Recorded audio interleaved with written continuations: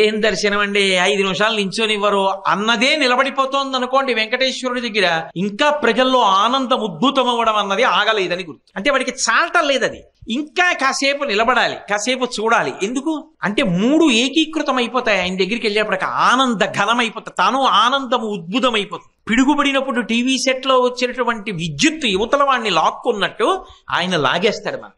అందుకే ఎలా ఉండనివ్వండి, లంగోటి కట్టుకోనివ్వండి, బట్ట తీసేయనివ్వండి, అభిషేకం చేయనివ్వండి, బట్ట కట్టుకోనివ్వండి, సుప్రభాతం కానివ్వండి, తోమాల కానివ్వండి, అర్చన కానివ్వండి, సళ్ళింపు కానివ్వండి, పూలంగి కానివ్వండి, ఎప్పుడు మీరు ఎలా చూడండి అదో కొత్త విచిత్రం. అంతే. ఇంతకు ముందు చూశాను కదండి అనడు, ఎన్ని మాటలైనా చూస్తూనే ఉంటాడు, పరుగులు తీస్తూనే ఉంటాడు, చూసి పొంగిపోతూనే ఉంటాడు, ఇంకా నన్ను అక్కడ ఉంచితే బాగుండండి అంటూనే ఉంటాడు తప్ప చాలండి ఆనందం చూశాం కదా ఓ లిప్తకాలం అంటాడేమిటి.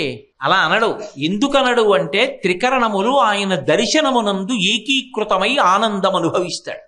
ఆనందాన్ని అనుభవించడం, ఆనందాన్ని పొందడం, ఆనందము అనుభూతిగా తాను మిగిలిపోవడం, ఇవే నరజన్మ యొక్క చిట్ట చివరి ప్రయోజనాలు. అందుకే మీరు చూడండి, యాత్ర అని ఒక సంకల్పం చేస్తాం. ఈ యాత్ర అని సంకల్పం చేసినప్పుడు మొట్టమొదట యాత్ర చెయ్యడానికి ఎవరి యొక్క అనుమతి తీసుకుంటాము అంటే ఆ ఊరి యొక్క అధిష్టాన దేవత ఎవరు ఉంటారో ఆవిడ యొక్క అనుమతి తీసుకుంటాం. అమ్మ, నీ అనుగ్రహం చేత ఈ ఊళ్ళో నేను అన్నం తిని ఆరోగ్యంగా సంతోషంగా పిల్ల పాపలతో మనవలతో ఆనందంగా గడుపుతున్నాను తల్లి, నేను ఈ యాత్ర చేసుకుని మళ్ళీ సంతోషంగా తిరిగి వచ్చేటట్టుగా అనుగ్రహించు అని సంకల్పం చేసి మొదలు పెడతాం.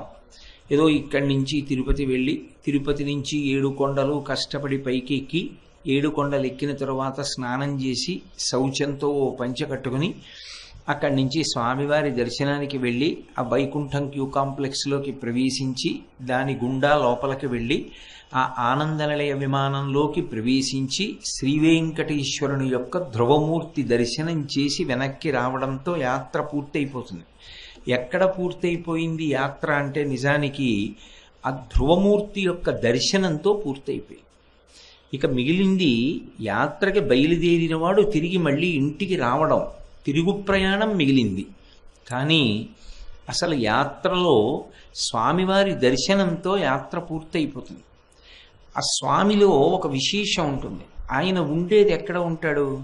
చీకటిగా ఉండేటటువంటి అంతరాలయంలో ఉంటాడు. చీకటిలో ఉండేటటువంటి స్వామి ఏదో మల్లెపూల దండలా ఉండడు. నల్ల తుమ్మెదలు ఎలా ఉంటాయో అటువంటి నల్లని వర్ణంతో ఉంటాడు. పైగా అనేకమైనటువంటి పుష్పముల చేత, ఆభరణముల చేత, పచ్చని పట్టుబట్ట చేత ఆచ్ఛాదింపబడి ఉంటాడు. ఏదో మిణుకు మిణుకుమంటూ వెలుగుతున్నటువంటి ఆ తైల దీపాల కాంతిలో ఆయన దర్శనం అవుతుంది. మీరొకటి గమనించండి, అందులో చాలా పదార్థాలు స్వామివారి యొక్క తేజస్సుని కప్పేవి ఉంటాయి. అసలు నలుపు రంగు ఎక్కడ ఉందో అది కాంతు లీనదు, అది కొత్త కాంతినివ్వదు. ఏదైనా కాంతి ఉంటే ఆ కాంతిని కప్పేస్తుంది, ఆ కాంతి లేకుండా చేస్తుంది. ఏదో ఇప్పుడు వెలుగుతున్న దీపానికి అడ్డంగా నేను నల్లటి వస్తువు ఉంచాను అనుకోండి, ఆ దీపం యొక్క కాంతి ప్రసారం ఆగుతుంది, ఆ వెలుతురు పడదు. నల్లని రంగులో ఉండేటటువంటి స్వామి, అందుకే అన్నమాచార్యుల వారు కంటి శుక్రవారము నాడు గడియలేడింట అన్న కీర్తనలో ఆ నల్ల తుమ్మిద మేనిఛాయ ఉన్నవాడు అని కీర్తిస్తాడు. సృష్టిలో మనం చెప్పేటటువంటి తత్వానికి విరుద్ధంగా నల్లని వర్ణంలో లోపల అంతరాలయంలో ఉన్నప్పటికీ కూడా దివ్యమైనటువంటి ప్రకాశంతో వెలిగిపోతుంటాడు ఆ స్వామి. ఆయన యొక్క పాదముల దగ్గర నుండి శిరస్సు వరకు, ఆయనకి అలంకారం చేసినటువంటి కిరీటం వరకు విశేషమైనటువంటి శోభతో ప్రకాశిస్తుంటాయి. వీటన్నిటి కాంతి ఒకెత్తైతే అసలు ఆయన శరీరంలోంచి వచ్చేటటువంటి దివ్యమైన కాంతి ఒకెత్తు. ఆ కాంతి మనని లాగేస్తుంది. అందుకే అసలు ఆయన ఎక్కడ నిలబడి ఉంటారో ఆ ప్రాంగణానికి కూడా ఒక ప్రత్యేకమైనటువంటి వైశిష్ట్యం ఉంటుంది. వైఖానస ఆగమంలో స్వామి యొక్క ఏకబేరమూర్తి అంటారు. ఏకబేరమూర్తి అంటే ఒకడుగా నిలబడి ఉన్నవాడు అని అర్థం. నిన్న నేను మీకు ఏకబేరమూర్తి యొక్క తత్వం గురించి కొన్ని మాటలు చెప్పి ఉన్నాను. అలా నిలబడేటప్పుడు అంతరాలయంలో బ్రహ్మభాగము అని ఉంటుంది. బ్రహ్మభాగం చుట్టూ దేవతాభాగము అని ఉంటుంది. దాన్ని దాటిన తరువాత కొంత భాగం మానవ భాగము అని ఉంటుంది. అది దాటిన తరువాత పిశాచ భాగము అని ఉంటుంది. ఈ 4 భాగాల్లో ధ్రువమూర్తి ఎప్పుడూ బ్రహ్మభాగంలోనే ఉంటాడు. అందుకే ధ్రువమూర్తి అని పేరు. ఆయన కదలడు. ఆయన కదలకపోయినా అన్నీ కూడా ప్రధానంగా ఎవరికి అందుతూ ఉంటాయి అంటే ధ్రువమూర్తికి అందుతూ ఉంటాయి. ఆ ధ్రువమూర్తిలోంచి వచ్చేటటువంటి తేజస్సు అంతటా వ్యాపించి ఉంటుంది. అంతటా వ్యాపించి మీరు మనసులో గొణగండి, ఆయన వింటాడు. మీరు ప్రకటనంగా పైకనక్కర్లేదు, మనసులో ఒకసారి గొణిగితే చాలు వింటాడు. నేను విశాఖపట్నంలో ఉన్నటువంటి మా పినతండ్రి గారి అమ్మాయితో అంటుండేవాణ్ణి, వెంకటేశ్వరుడి విషయంలో కొంచెం జాగ్రత్తగా ఉండాలి, స్వామి నీ దర్శనం కల్పించు అనాలి తప్ప చాలా మాటలు వస్తున్నాను నీ దగ్గరికి అన్న మాట ఎప్పుడు అనకూడదు అంటుండేవాడిని. ఒకసారి తిరుమల దర్శనం చేసుకుని ఇంకా మిగిలిన చోట్లకి ఎక్కడికో వెళ్ళాలని సంకల్పం చేశారు. అది చటుక్కునంది, చాలా మాటలు అవుతోంది కదా ఈ మధ్య తిరుపతి కాకుండా ఇంకేమైనా పెడదాం, వెంకటేశ్వర దర్శనం వదిలేద్దాం, ఇంకేమైనా పెట్టుకుందాం అంది. ఆ తరువాత ఇక ఏడాది పైచిలుకు అది కొండెక్కలేదు, రానివ్వలేదు ఈశ్వరుడు. నా దగ్గరికి వచ్చి ఏడ్చింది, రే ఇలా అన్నానరా, ఆ పైన ఇంక నేను వెళ్ళలేకపోతున్నాను రా, ఎంత సంకల్పం చేసినా కొండెక్కలేకపోతున్నాను అని. ఎవడి విషయంలో దోషం చేశావో వాడికే చెప్పు, దానికి బెంగెందుకు, పొరపాటు అయిపోయింది, ఇంకెప్పుడు అనను, నీ వైభవం ఏమిటో తెలుసుకున్నాను, నన్ను పునఃపునః కొండెక్కించని అడుగన్నాను. వెళ్ళి ఈశ్వరుడికి చెప్పింది. వారం రోజుల్లో తిరుమల వెళ్ళిపోయింది. అనుకోకుండా నేను మీతో పరమ సత్యం చెప్తున్నాను, ఆయన అంతటా వ్యాపించి ఉంటాడు. త్రికరణ శుద్ధిగా మనం ఒక సంకల్పం చేస్తే ఆ కార్యక్రమాన్నంతటినీ కూడా ఆయన నిర్వహిస్తాడు. ఇవాళ వెంకటేశ్వర వైభవోత్సవాలు చెయ్యాలి అని మనం ఒక సంకల్పం చేస్తే ఆయన మొట్టమొదట ఆయన వేసుకోలేదు పూలహారం. ఆయన యొక్క పరిచారికులు వచ్చి కట్టిన మొదటి పూలమాల ఎవరికి వేశాడు? నాకేశాడు. ఆయన వేసుకోలేదు మొదటి మాల. నా పరిచారికులు వచ్చారు రా అక్కడి నుంచి, వాళ్ళు దండలు కడుతున్నారు, రేపు నేను తోమాల సేవలో ఆయన దండ వేసుకుంటే చూడాలని కదా మనం రప్పించాం. వాళ్ళు నాకు దండ కట్టాలని నేను రప్పించలేదు, ఆయన దండ వేసుకోవాలి అని ఆ దండ తిరుమలలో కట్టినట్టు కడితే మనందరం దాన్ని దగ్గరగా చూస్తే ఆ దండ వేసుకుని ఉండగా అందరం ఇవాళ అంతరాలయంలోకి వెళ్ళలేకపోతున్నాం కాబట్టి అలా అక్కర్లేకుండా చాలా దగ్గరగా అలా వెడుతూ ఆ తోమాల అవన్నీ మనం చూసుకోవాలని మనం శ్రద్ధోత్సవంగా సంకల్పం చేశాం. ఆయన ఏం చేశాడు? మొదటి దండ నాకేయించాడు. ఒక దండతో సరిపెట్టలేదు. చూడండి, చాలా ప్రేమ ఉందనుకోండి, 1కి 2 మార్లు అంటే మారు వడ్డించాడంటారు, 2 దండలు వేయించాడు.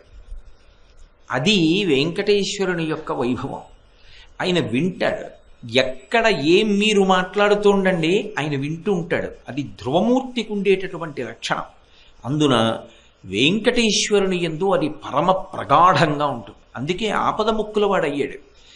ఎవరు ఎక్కడ ఉండి ఎంత కృతజ్ఞతతో బతికినవాడు కానివ్వండి, ఎప్పుడూ ఆయన పేరు ఎత్తనివాడు కానివ్వండి, గోవిందా అని కూడా అననివాడు కానివ్వండి, కానీ కష్టం వచ్చినప్పుడు ఒక్కసారి ఆయన్ని తలుచుకున్నాడు అనుకోండి, అంతే, ఉత్తర క్షణంలో వచ్చి ఆదుకుంటాడు.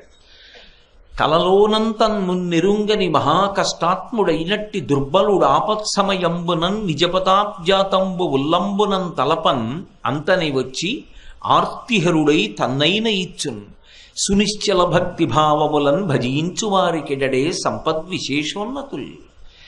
కలలో కూడా ఎప్పుడూ వెంకటరమణుణ్ణి తలుచుకోనటువంటి వాడు, పరమ కృతజ్ఞుడైనటువంటి వాడు, ఆపత్కాలంలో ఏదైనా పెద్ద కష్టం వచ్చి మీద పడిపోయి తన దగ్గర ఉన్నటువంటి ఉపకరణముల చేత తన బుద్ధి చేత తాను తప్పించుకోవడం సాధ్యం కాదు అన్న విషయాన్ని బుద్ధి చేత రూఢం చేసుకుని అప్పుడు ఇక ఆయన తప్ప వేరొక మార్గం లేదు అని మనసులో విశ్వసించి ఒక్కసారి పిలిచినంత మాత్రం చేత పరిగెత్తుకొచ్చి ఆపద తీర్చడం కాదు, తనని తాను కూడా ఇచ్చేసుకుంటాడు.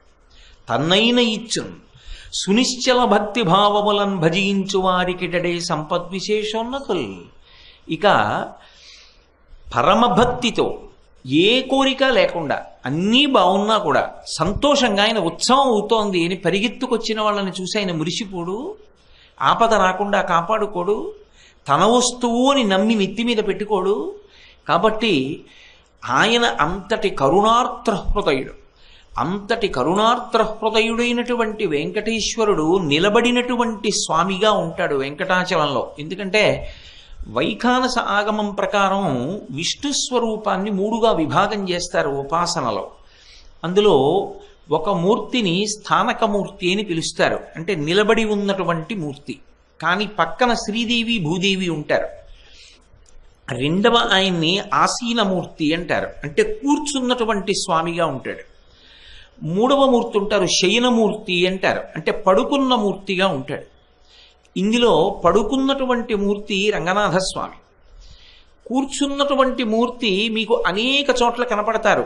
రామాలయాల్లో ఎక్కడ చూసినా రామచంద్రమూర్తి కొన్ని చోట్ల నిలబడి ఉంటాడు, కొన్ని చోట్ల కూర్చుని ఉంటాడు. అంతవరకు ఎందుకు, వెంకటాచలంలోనే యోగ నరసింహస్వామి యోగపట్టంలో కూర్చుని ఉంటారు. నిలబడినటువంటి మూర్తి వెంకటేశ్వరుడు. వైఖానస ఆగమంలో ఒక విశేషాన్ని ప్రతిపాదన చేశారు. విష్ణువు నిలబడినటువంటి రూపంతో ఉన్నప్పుడు సాధారణంగా ఆయన 4 పాటిస్తాడు. ఒకటి, పక్కన శ్రీదేవి భూదేవితో ఉంటాడు. 2, ఒక పక్కన భృగు మహర్షిని ఒక పక్కన మార్కండేయుణ్ణి పెట్టుకుంటాడు. 3, శంఖచక్రములను పైన ఉన్నటువంటి బాహువుల్లో పట్టుకుంటాడు. 4వది, ఎదురుగుండా ఆయనకి ఎప్పుడూ కూడా గరుత్మంతుడు ఉంటాడు. గరుత్మంతుడున్నాడు అంటే పరివార దేవతలు కూడా ఉంటారు. వీటికి పరమ మినహాయింపు వైఖానసం ఏం చెప్తుందంటే, ఇవి ఏవీ లేకుండా కూడా ఆయన రావచ్చు, ఆయన వస్తాడు అలా. అప్పుడు ఆయన దేనికి అందనటువంటి స్వరూపం. అదొక మహాద్భుతమూర్తి. అది ఇక ఆలోచించడానికి వీలు లేనంత అద్భుతమైన స్థితిలో ఉంటుంది. వెంకటేశ్వరుడు ఆ కోవలోకి వచ్చే మూర్తి. అందుకే పై 2 చేతులలో శంఖచక్రాలు పట్టుకుని ఉండడు. శంఖచక్రాలు తర్వాత రామానుజాచార్యులు వారు అమర్చినవి. అవి 2 చేతులలో శంఖచక్రములు ఉండవు. పక్కన శ్రీదేవి భూదేవి ఉండరు. ఏకబేర దేవాలయమైనటువంటి కారణం చేత పరివార దేవతలనెవ్వరినీ కూడా ఇక పూజ కొరకు ఆయన ఆలయ ప్రాంగణంలోకి స్వీకరించలేదు. అందుకే వ్యాస మహర్షి కూడా ఆయన గురించి చెప్తూ ఒక మాట చెప్తారు, నకృతం దైవ సంఘైశ్చ నకృతం విశ్వకర్మణ స్వేచ్ఛయా క్రీడతి తత్ర ఇచ్ఛారూపం విరాజితః అన్నారు. ఆయన నకృతం దైవ సంఘైశ్చ, ఆయన యొక్క మూర్తిని దేవతలు ఎవ్వరూ తయారు చేయలేదు, లేదా నువ్వు ఇలా నిలబడు ఆయనని ఎవరూ ప్రార్థన చేయలేదు. నకృతం దైవ సంఘైశ్చ నకృతం విశ్వకర్మణ, అది విశ్వకర్మ చెక్కితే ప్రాణప్రతిష్ఠ చేసింది కాదు. నకృతం విశ్వకర్మణ స్వేచ్ఛయా క్రీడతే తత్ర, ఆయన క్రీడిస్తూ ఉంటాడు ఆ పర్వతం మీద. క్రీడిస్తూ ఉంటాడు అన్న మాటకు అర్థం ఏంటంటే, ఒక్క అంతరాలయంలోనే ఉండడు ఏకబేరమూర్తిగా. ఆయన మళ్ళీ ఒక్కొక్కసారి బయట తాను ఉత్సవాల్ని స్వీకరించడం కోసమని ఉత్సవమూర్తిగా తానే బయలుదేరి వస్తాడు. అందుకే వెంకటాచలంలో ఉన్నటువంటి మలయప్ప స్వామి, ఇవాళ మలయప్ప స్వామి వస్తున్నారు మలయప్ప స్వామి వస్తున్నారు అని మనం అంటూ ఉంటాం. ఆ మలయప్ప స్వామి మూర్తులు కూడా తయారు చేసినవి కావవి. సహస్రదీపాలంకార సేవలో ఊయలు ఊతారే, అవి తయారు చేసిన మూర్తులు కావు. ఆ మలయప్ప స్వామి మూర్తులు ఒకానొకప్పుడు ఉత్సవమూర్తుల్ని ఏర్పాటు చేయవలసినటువంటి స్థితి ఆకస్మికంగా తలెత్తితే అక్కడ ఆ సమయంలో అక్కడ స్వామివారు కలలోకి వచ్చి చెప్పారు అర్చకులకు, నేను ఇక్కడే మలయ పర్వతము అనపడేటటువంటి కొండ మీద మీకు దొరుకుతాను, మీరు అందరూ కలిసి వేద సూక్తం పఠిస్తూ వెళ్ళండి అని చెప్పారు. వాళ్ళు కాగడాలు పట్టుకుని వెలితికితే ఆ కొండ మీద తమంత తాముగా లభ్యమయ్యాయి ఆ మూర్తులు, శ్రీదేవి భూదేవి సహిత మలయప్ప స్వామి. వెంకటేశ్వరుడు ఎంత స్వయంభూమూర్తియో మలయప్ప స్వామి కూడా అలాగే లభించినటువంటి మూర్తి. ఆయనయే ఇవాళ ఉత్సవమూర్తి అయి ఉత్సవములనన్నిటినీ స్వీకరిస్తుంటారు.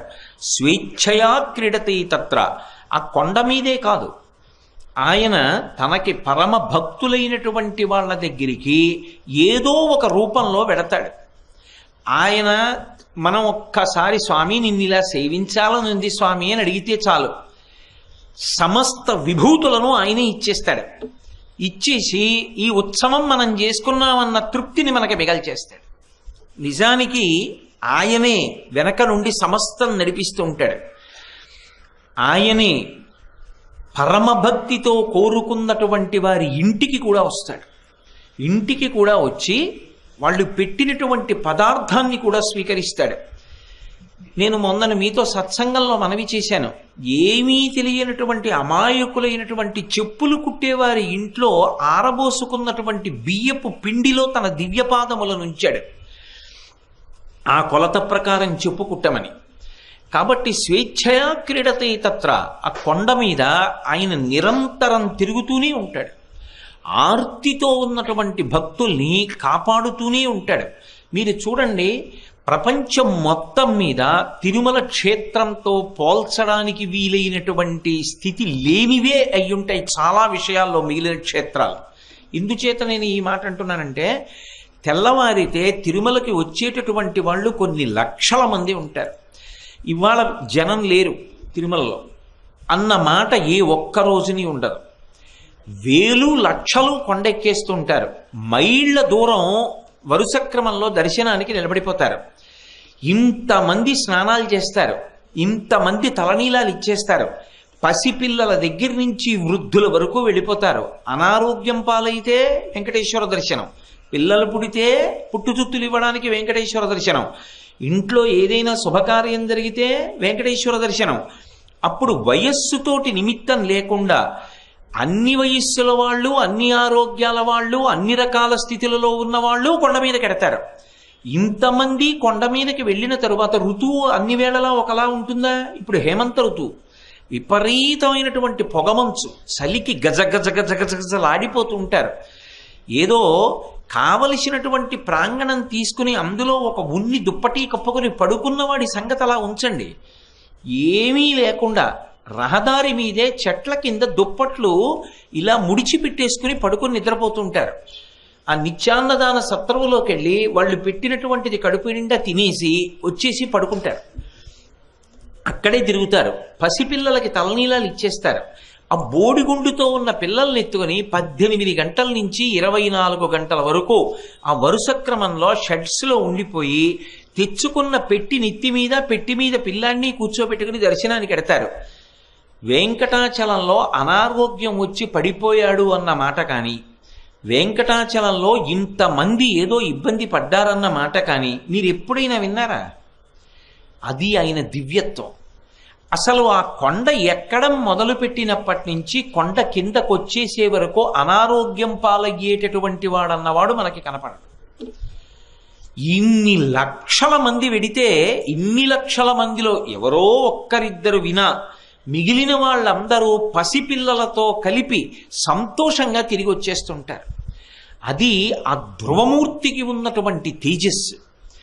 ఆయన కేవలం విగ్రహం కాదు, చాలా కాలం మాట్లాడాడు మహానుభావుడు. ఆయన ఇప్పుడు నేను ఇక్కడ మాట్లాడుతున్న మాటలు ఆయన వింటూ ఉంటాడు. మీరు ఇక్కడ వచ్చి కూర్చుని ఈ విషయాలు వింటున్నటువంటి విషయాన్ని ఆయన గమనిస్తూ ఉంటాడు. ఆయన పొంగిపోతూ ఉంటాడు. ఎవరి గురించి పొంగిపోతూ ఉంటాడంటే తన మీద భక్తిని చూసి పరవశించిపోతాడు. కుర్చీ లేదు అని బెంగ పెట్టుకోకుండా, మేం మధ్యలో కూర్చోవడమా అని కూడా చూసుకోకుండా వచ్చి మధ్యలో కూర్చుని వింటున్నారే, ఆ పక్కన కూర్చుంటున్నారే, మాకు ఓపిక ఉంది పెద్దవాళ్ళు కూర్చున్నారని ముందు కూర్చుని వాళ్ళకి చోటు వదిలేశారే, వాళ్ళని చూసి పరవశించిపోతాడు. అంటే నా ఉద్దేశ్యం కుర్చీలో ఉన్న వాళ్ళని చూసి తక్కువ చేస్తాడని నా ఉద్దేశ్యం కాదు. పెద్ద మనస్సుతో మనకి ఓపిక ఉంది కదా అని వదిలిపెట్టి కూర్చోవడం అది కూడా ఈశ్వరుడి సేవే. అది ఇంత చిన్న విషయం దగ్గర నుంచి ప్రతి విషయాన్ని ఆయన గమనిస్తూనే ఉంటాడు. వెంకటేశ్వరుడి యొక్క అనుగ్రహాన్ని పొందినటువంటి వాడు పాడవడం అనేటటువంటి మాట లోకంలో ఉండదు. మహానుభావుడు సర్వకాలముల యందు కాపాడుకుంటుంటాడు. అంత గొప్ప ధ్రువమూర్తి లక్షణం ఉన్నవాడు. అందుకే వైఖానస ఆగమంలో యోగమూర్తి, భోగమూర్తి, వీరమూర్తి అని 3 రకాలు ఉంటాయి. 4వ మూర్తి ఉంటుంది, కానీ అది ఆ స్వార్థ ప్రయోజనంతో నిషిద్ధమైనటువంటి కర్మలు అనుష్ఠానం చేసేటటువంటి వాళ్ళు, అక్కర్లేని విషయాల జోలికి వెళ్ళేటటువంటి వాళ్ళు ఆరాధన చేస్తారు. అందుకని నేను స్పృశించను దాన్ని. యోగమూర్తి, భోగమూర్తి, వీరమూర్తి అని 3 మూర్తులు ఉంటాయి. ఈ 3 మూర్తుల్ని ఉపాసన చేస్తారు. యోగమూర్తి అంటే ఆయన సాధారణంగా యోగమూర్తిగా ఆరాధన ఎవరు చేస్తారు అంటే మోక్షాన్ని కోరుకునేటటువంటి వాళ్ళు చేస్తూ ఉంటారు. ఇక మనసులో ఏ విధమైనటువంటి కోరిక లేకుండా యోగ భంగిమలో కూర్చున్నటువంటి మూర్తిని ఆరాధన చేయడం వైఖానస ఆగమంలో కేవలంగా మోక్షాన్ని ఒక్కదాన్ని కోరుకునేటటువంటి వాళ్ళు ఉపాసన చేస్తారు. ఇక భోగమూర్తి అని ఉంటుంది. భోగమూర్తి ఐశ్వర్యాన్ని ఇస్తాడు. సాధారణంగా సంసారంలో ఉన్న వాళ్ళందరూ భోగమూర్తిని ఆశ్రయిస్తారు. భోగమూర్తి ఐశ్వర్యాన్ని ఇస్తాడు, భక్తిని ఇస్తాడు, జ్ఞానాన్ని ఇస్తాడు. అవసరమైనప్పుడు పండవలసిన వయసు వచ్చినప్పుడు వైరాగ్యము ఇస్తాడు, చిట్ట చివర మోక్షము ఇస్తాడు. వీరమూర్తి అని ఉంటాడు.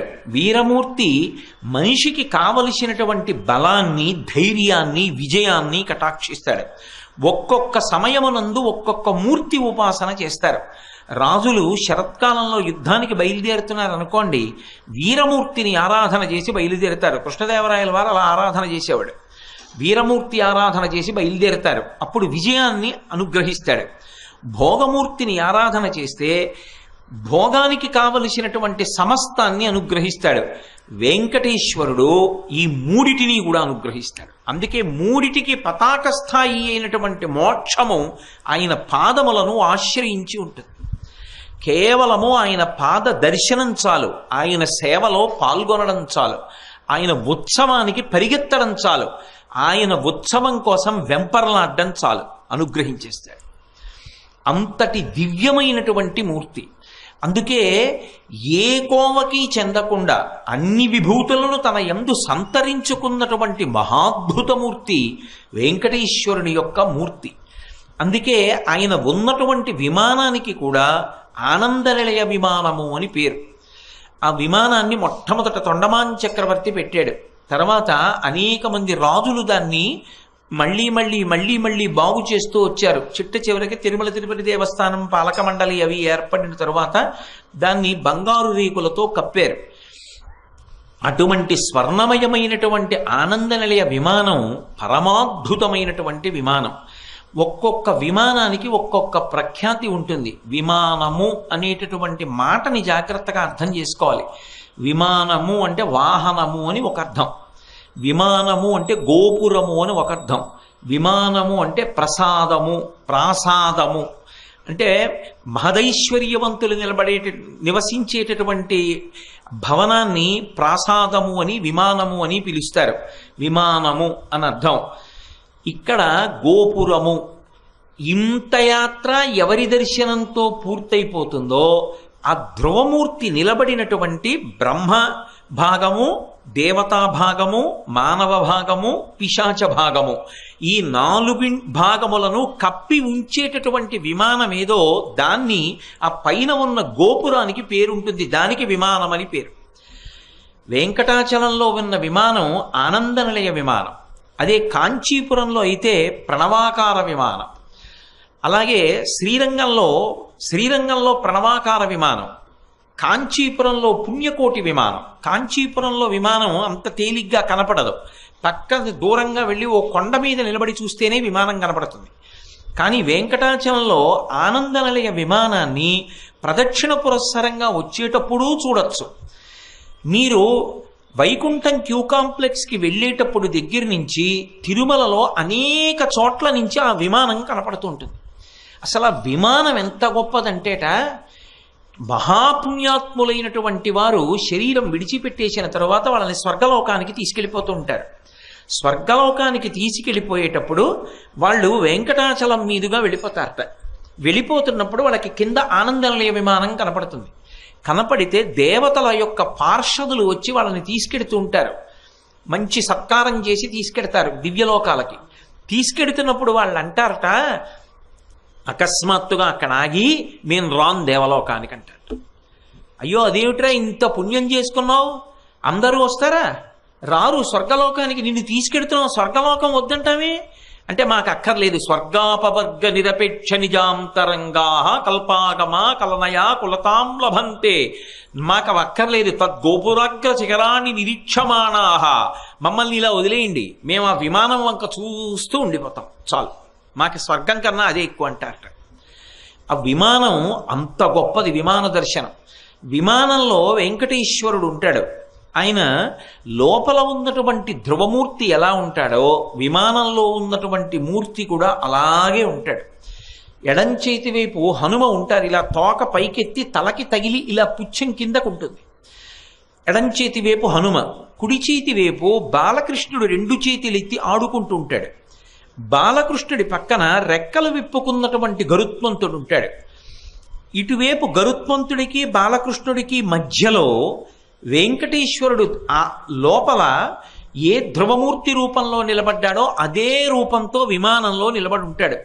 వ్యాసతీర్థుల వారని ద్వైత సంప్రదాయంలో మహాపురుషులు వారు లోపల మూర్తిని ఎంత ఉపాసన చేసేవారో విమానంలో ఉన్నటువంటి వెంకటేశ్వరుణ్ణి అంత ఉపాసన చేశారు.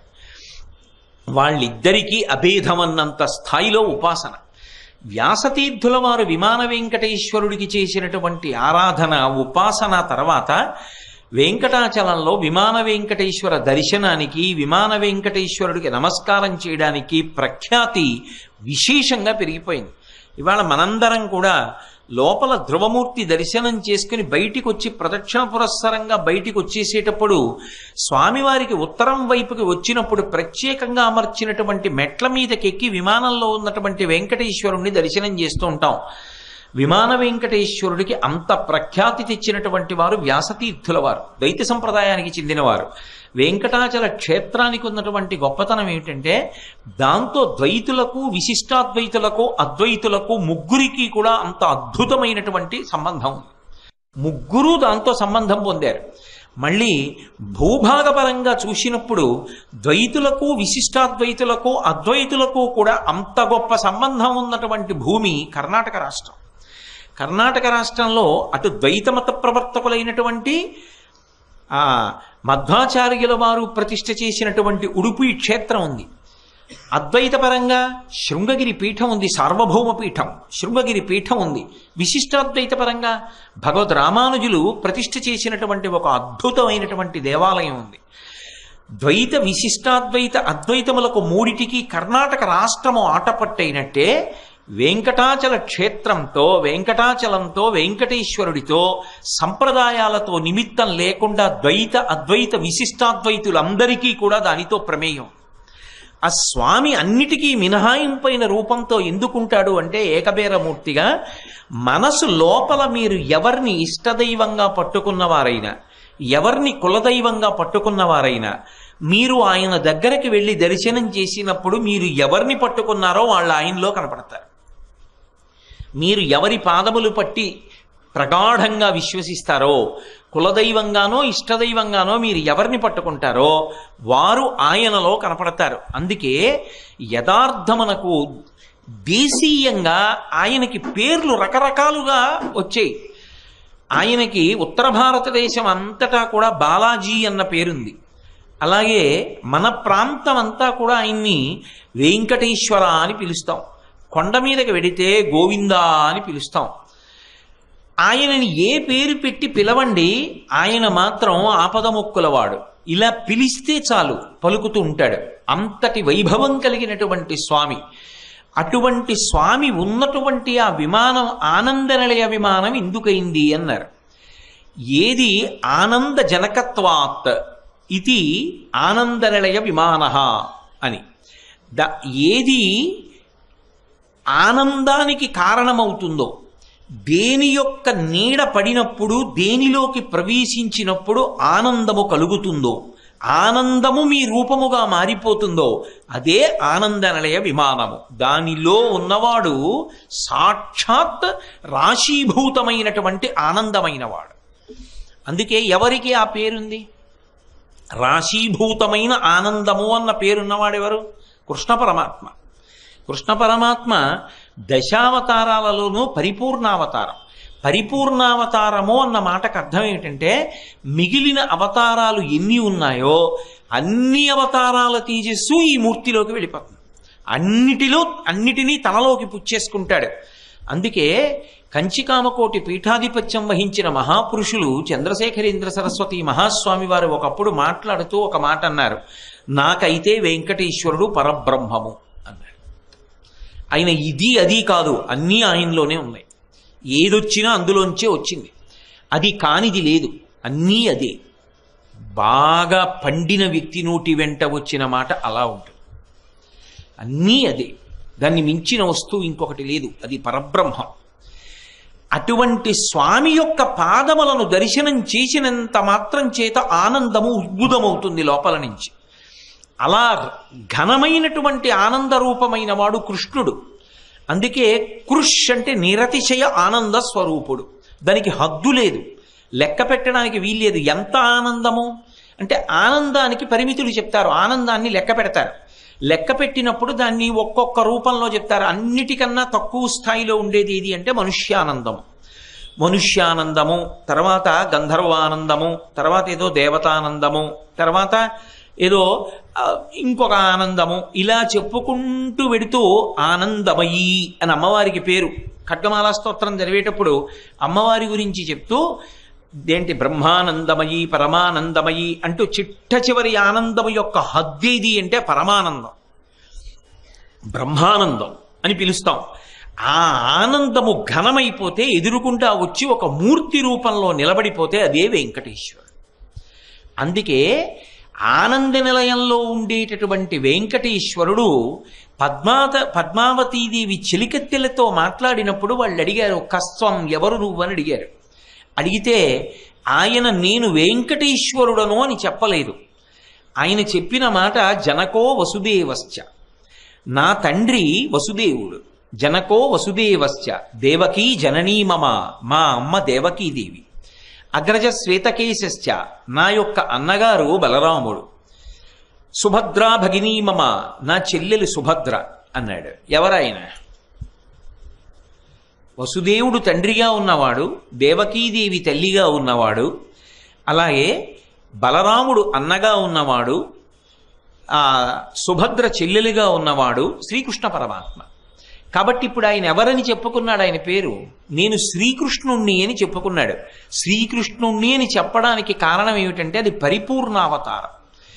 మనం ద్వాపర యుగంలో ఏ కృష్ణ పరమాత్మ దర్శనం చెయ్యలేదు అని బెంగ పెట్టుకుంటామో ఆ కృష్ణ పరమాత్మ యొక్క రూపమే వెంకటేశ్వరుడు. అందుకే ఒక్క వెంకటేశ్వర దర్శనం చేత సమస్త దేవతా దర్శనము పూర్తయిపోయినట్టు. ఒక్కసారి ఇలా కనురెప్ప ఎత్తి చూశారనుకోండి, అంతే, ఇక సమస్త దేవతా దర్శనము పూర్తయిపోయినట్టు. ఇది ఈ తత్వాన్ని పట్టుకున్నటువంటి పెద్దలు అద్భుతమైన మాటలు చెప్పారు. అన్నమాచార్యుల వారు ఆయన యొక్క చేతి వంక చూసి కొన్ని మాటలు చెప్పారు. ఇందరికీ అభయమ్ములిచ్చు చేయి, కందువకు మంచి బంగారు చేయి అంటూ ఆ చేతిని అడ్డుపెట్టి అన్ని అవతారాలు అందులోకే వెళ్ళిపోతాయి, పర్యవసిస్తాయన్న మాటను ఆయన నిరూపణం చేశారు. ఇదిగో ఈ చెయ్యే ఒకానొకప్పుడు వామనమూర్తిగా 3 అడుగుల భూమిని దానమడిగిన చెయ్యి. ఈ చెయ్యే గొల్లకాంతలతో కలిసి ఆడుకున్న చెయ్యి. ఈ చెయ్యే లక్ష్మీదేవి యొక్క శరీరం మీద పడేటటువంటి చెయ్యి అని అన్ని అవతారాల్ని ఆ చేతిలోకే చెప్పారు. అంటే ఆ చెయ్యే ఈ చెయ్యి, ఆ చెయ్యే ఈ చెయ్యి అంటే అన్నీ అందులోనే ఉన్నాయి. ఆయన ఒక్కడి దర్శనం చేస్తే మీరు ఇది దర్శనం చేయలేదనేటటువంటి భావన లేదు. మన అదృష్టం ఏమిటంటే ఒక రోజు కూడా కాదు, కొన్ని గంటల పాటు తెలివిగా కూడా ఉండక్కర్లేదు, శుభ్రంగా పలహారం చేసి ఎక్కి నిద్రపోతే తెల్లవారేటప్పటికీ అటువంటి క్షేత్రానికి చేరుకోగలిగినంత దగ్గరగా బ్రతకడం మన అదృష్టం. అటువంటి చోట పుట్టడం మన అదృష్టం. ఎక్కడో ఏ అమెరికాలోనూ ఉంటే నిజంగా వెంకటాచలం వెళ్ళాలని కోరుకున్నా వాడు భారతదేశానికి వచ్చేది 5 ఏళ్లకోసారి. వాడిక వెంకటాచలానికి ఎప్పుడు పెడతాడు? మహా విడితే ఓ పూట ఓ గంట పెడతాడు. కానీ మనం భాగ్యవంతులం. మనం ఎప్పుడు కావాలంటే అప్పుడే ఒక పూట ప్రయాణం చేస్తే వెంకటరమణుడి దగ్గరికి వెళ్ళిపోతాం. అంత దగ్గరగా ఆయన మనని ఉంచుకున్నాడు. తెల్లవారి లేస్తే ఆయన నామం మనకి వినపడుతూనే ఉంటుంది. ఆయన భక్తులతో కలిసి తిరుగుతూనే ఉంటాం. ఈ ఆనందమే చరమ హద్దు. మనుష్య జీవితానికి ఇదే పొందాలి అన్నది చిట్ట చివరి హద్దు. అందుకే మీరొకటి జ్ఞాపకం పెట్టుకోండి, భారతీయ సంప్రదాయానికి ఉన్న గొప్పతనం ఎక్కడుంది అంటే, మీకు సంతోషం కలిగిన, మీకు దుఃఖం కలిగిన, మనం మొదట ఎవరితో పంచుకుంటామంటే భగవంతుడితోటే పంచుకుంటాం. ఎలా? నాకు మనవడు పుట్టాడు అనుకోండి, నేను వెంటనే ఎవరికి నమస్కారం చేస్తాను? ఈశ్వరా, నన్ను అనుగ్రహించావు, నా వంశాంకురాన్ని చూసేశాను, అమ్మయ్యా నా కొడుక్కి కొడుకు పుట్టాడు కాబట్టి ఇప్పుడు నా వంశం నిలబడింది అన్న విషయాన్ని చూసేశాను, చాలా సంతోషించాను, అనుగ్రహించావు తండ్రి అని ఒక నమస్కారం చేస్తాను. నాకేదో కష్టం వచ్చింది, ఎవరికి చెప్పుకుంటాను? వెంటనే పరమేశ్వరుడికే చెప్పుకుంటాను. ఇంట్లో కూర్చుని చెప్పుకున్నా నాకు మనశ్శాంతి కలగలేదనుకోండి, దేవాలయానికి వెళ్ళిపోతాను. వెళ్ళిపోయి ఆ గుళ్ళో కూర్చుంటాను. కూర్చుని ఆ వచ్చి వెళ్ళే భక్తుల్ని అందరినీ చూస్తూ ఏవేవో జ్ఞాపకానికి తెచ్చుకుని, ఇంతమందిని కాపాడావు, నన్ను కాపాడవా? ఎందుకు కాపాడవు? తప్పకుండా కాపాడతావు, నన్ను ఉద్ధరిస్తావు స్వామి, నాకు మనశ్శాంతిని కటాక్షించు అని ఆయనకే చెప్పుకుంటాం. మనకి సనాతన ధర్మంలో ఆయన ప్రతి క్షణం ఆయనతోటే మన జీవితం సమన్వయం అవుతుంది. ఆయన దగ్గర మాత్రమే ఆనందము ఉద్భుతమవుతుంది. ఆయన దగ్గరే ఆనందము ఉద్భుతమై దాన్ని స్థిరంగా అనుభవంలోకి తెచ్చుకోవడం అనేటటువంటి సాధనకి ప్రారంభం ఆయన దగ్గరే. ఆనందము అన్న మాటకు అర్థం ఏమిటి? ఆనందం అంటే సంతోషం కాదు, సంతోషం వేరు, ఆనందం వేరు. మీకు రెండిటికి ఉన్నటువంటి సూక్ష్మమైన తేడా ఎక్కడుంటుందో చెప్తాను, మీరు పట్టుకోగలుగుతారు. ఇప్పుడు నేను దాని మీద విశేష ప్రసంగం చేయలేను, కానీ లఘువుగా మనవి చేస్తాను, పట్టుకుంటారు. త్రికరణములు ఏకీకృతం కాకుండా ఒక్కొక్కసారి సంతోషమును అభినయిస్తాం. నేను ఎవరితోనో నాకు పనుంది, వాళ్ళ ఇంటికి వెళ్ళాను. ఆ పని అడగాలి, అయ్యా నాకు కొంచెం మీరు ఈ ఉపకారం చేసి పెట్టాలండి అని అడగాలి. నేను వాళ్ళ ఇంటికి వెళ్ళాను. ఓ కోటేశ్వరారు మీరు వచ్చారా, చాలా సంతోషం అండి, మీరు మా ఇంటికి వచ్చారు ఇన్నాళ్ళకి, రండి రండి రండి రండి కూర్చోండి అని చెప్పి, ఏం పర్వాలేదు మీరు మాత్రం ఇవాళ మా ఇంట్లో తాగవలసిందే పాయసం అని శుభ్రంగా బోలెడంత చక్కెర వేసినటువంటి ఆ పాయసాన్ని తీసుకొచ్చి అక్కడ పెట్టారు. అయ్యా నాకు మధుమేహం ఉందండి, నేను తాగకూడదు అంత చక్కెర వేసినటువంటి పాయసం అన్నాను. మీరు ఏమైనా చెప్పండి, వీల్లేదు, ఇవాళ మా మనవలు వచ్చారు అందుకని చేసుకున్నాం. వాళ్ళు ఈశ్వరుడికి నైవేద్యం పెట్టామనలేదు, మా మనవలు వచ్చారు అందుకని పాయసం చేసుకున్నాం, మా అదృష్టం ఇవాళ మీరు వచ్చారు, మీరు తాగవలసిందే అన్నాడు. వెనకేముంది, నాకు ఆయనతో అవసరం ఉంది. ఇప్పుడు నేను ఈ తాగను అని మొండికేశాను అనుకోండి, ఆయన పని చేయను అంటాడేమో, అందుకని ఏం చేస్తాను, తాగేస్తాను. బాగుందా అంటాడు, ఏమంటాను, నా కర్మ తాగాను కానీ ఏం బాగుండడం అంటానా, చాలా బాగుందండి అంటాను. ఇప్పుడు మీరు చెప్పండి, నిజంగానే సంతోషంగా ఉన్నానా? ఈ గ్లాసుడు పాయసం తాగేశాను, రేపు కనీసం ఓ 4 కిలోమీటర్లైనా నడవాలి, దీనికి తోడు సాధ్యమైనంత వరకు రేపు అన్నం తగ్గించుకోవాలి, ఓ ట్యాబ్లెట్ ఎక్కువ వేసుకోవాలా, ఇదేమిటి ఇలా తాగవలసి వచ్చింది అని తాగుతున్నాను. కానీ అది గుటక వేసినప్పుడు తీయగా ఉంది, కానీ గుండెల్లో చేదుగా ఉంది. ఇప్పుడు అది సంతోషము అని మీరు చెప్పగలరా? చెప్పలేరు.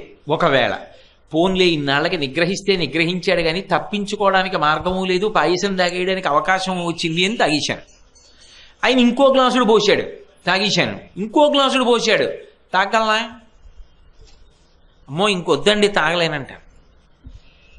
మీకు ఏది సంతోషము అని అనిపించిందో అది ఎప్పుడూ సంతోషంగా ఉండదు. ఆనందం అలా కాదు. ఆనందము 3 కరణములు ఏకమైతేనే ఉద్భుతమవుతుంది. 3 కలిస్తే అది వస్తుంది. అది ఎలా ఉంటుంది అంటే తాంబూలంలా ఉంటుంది.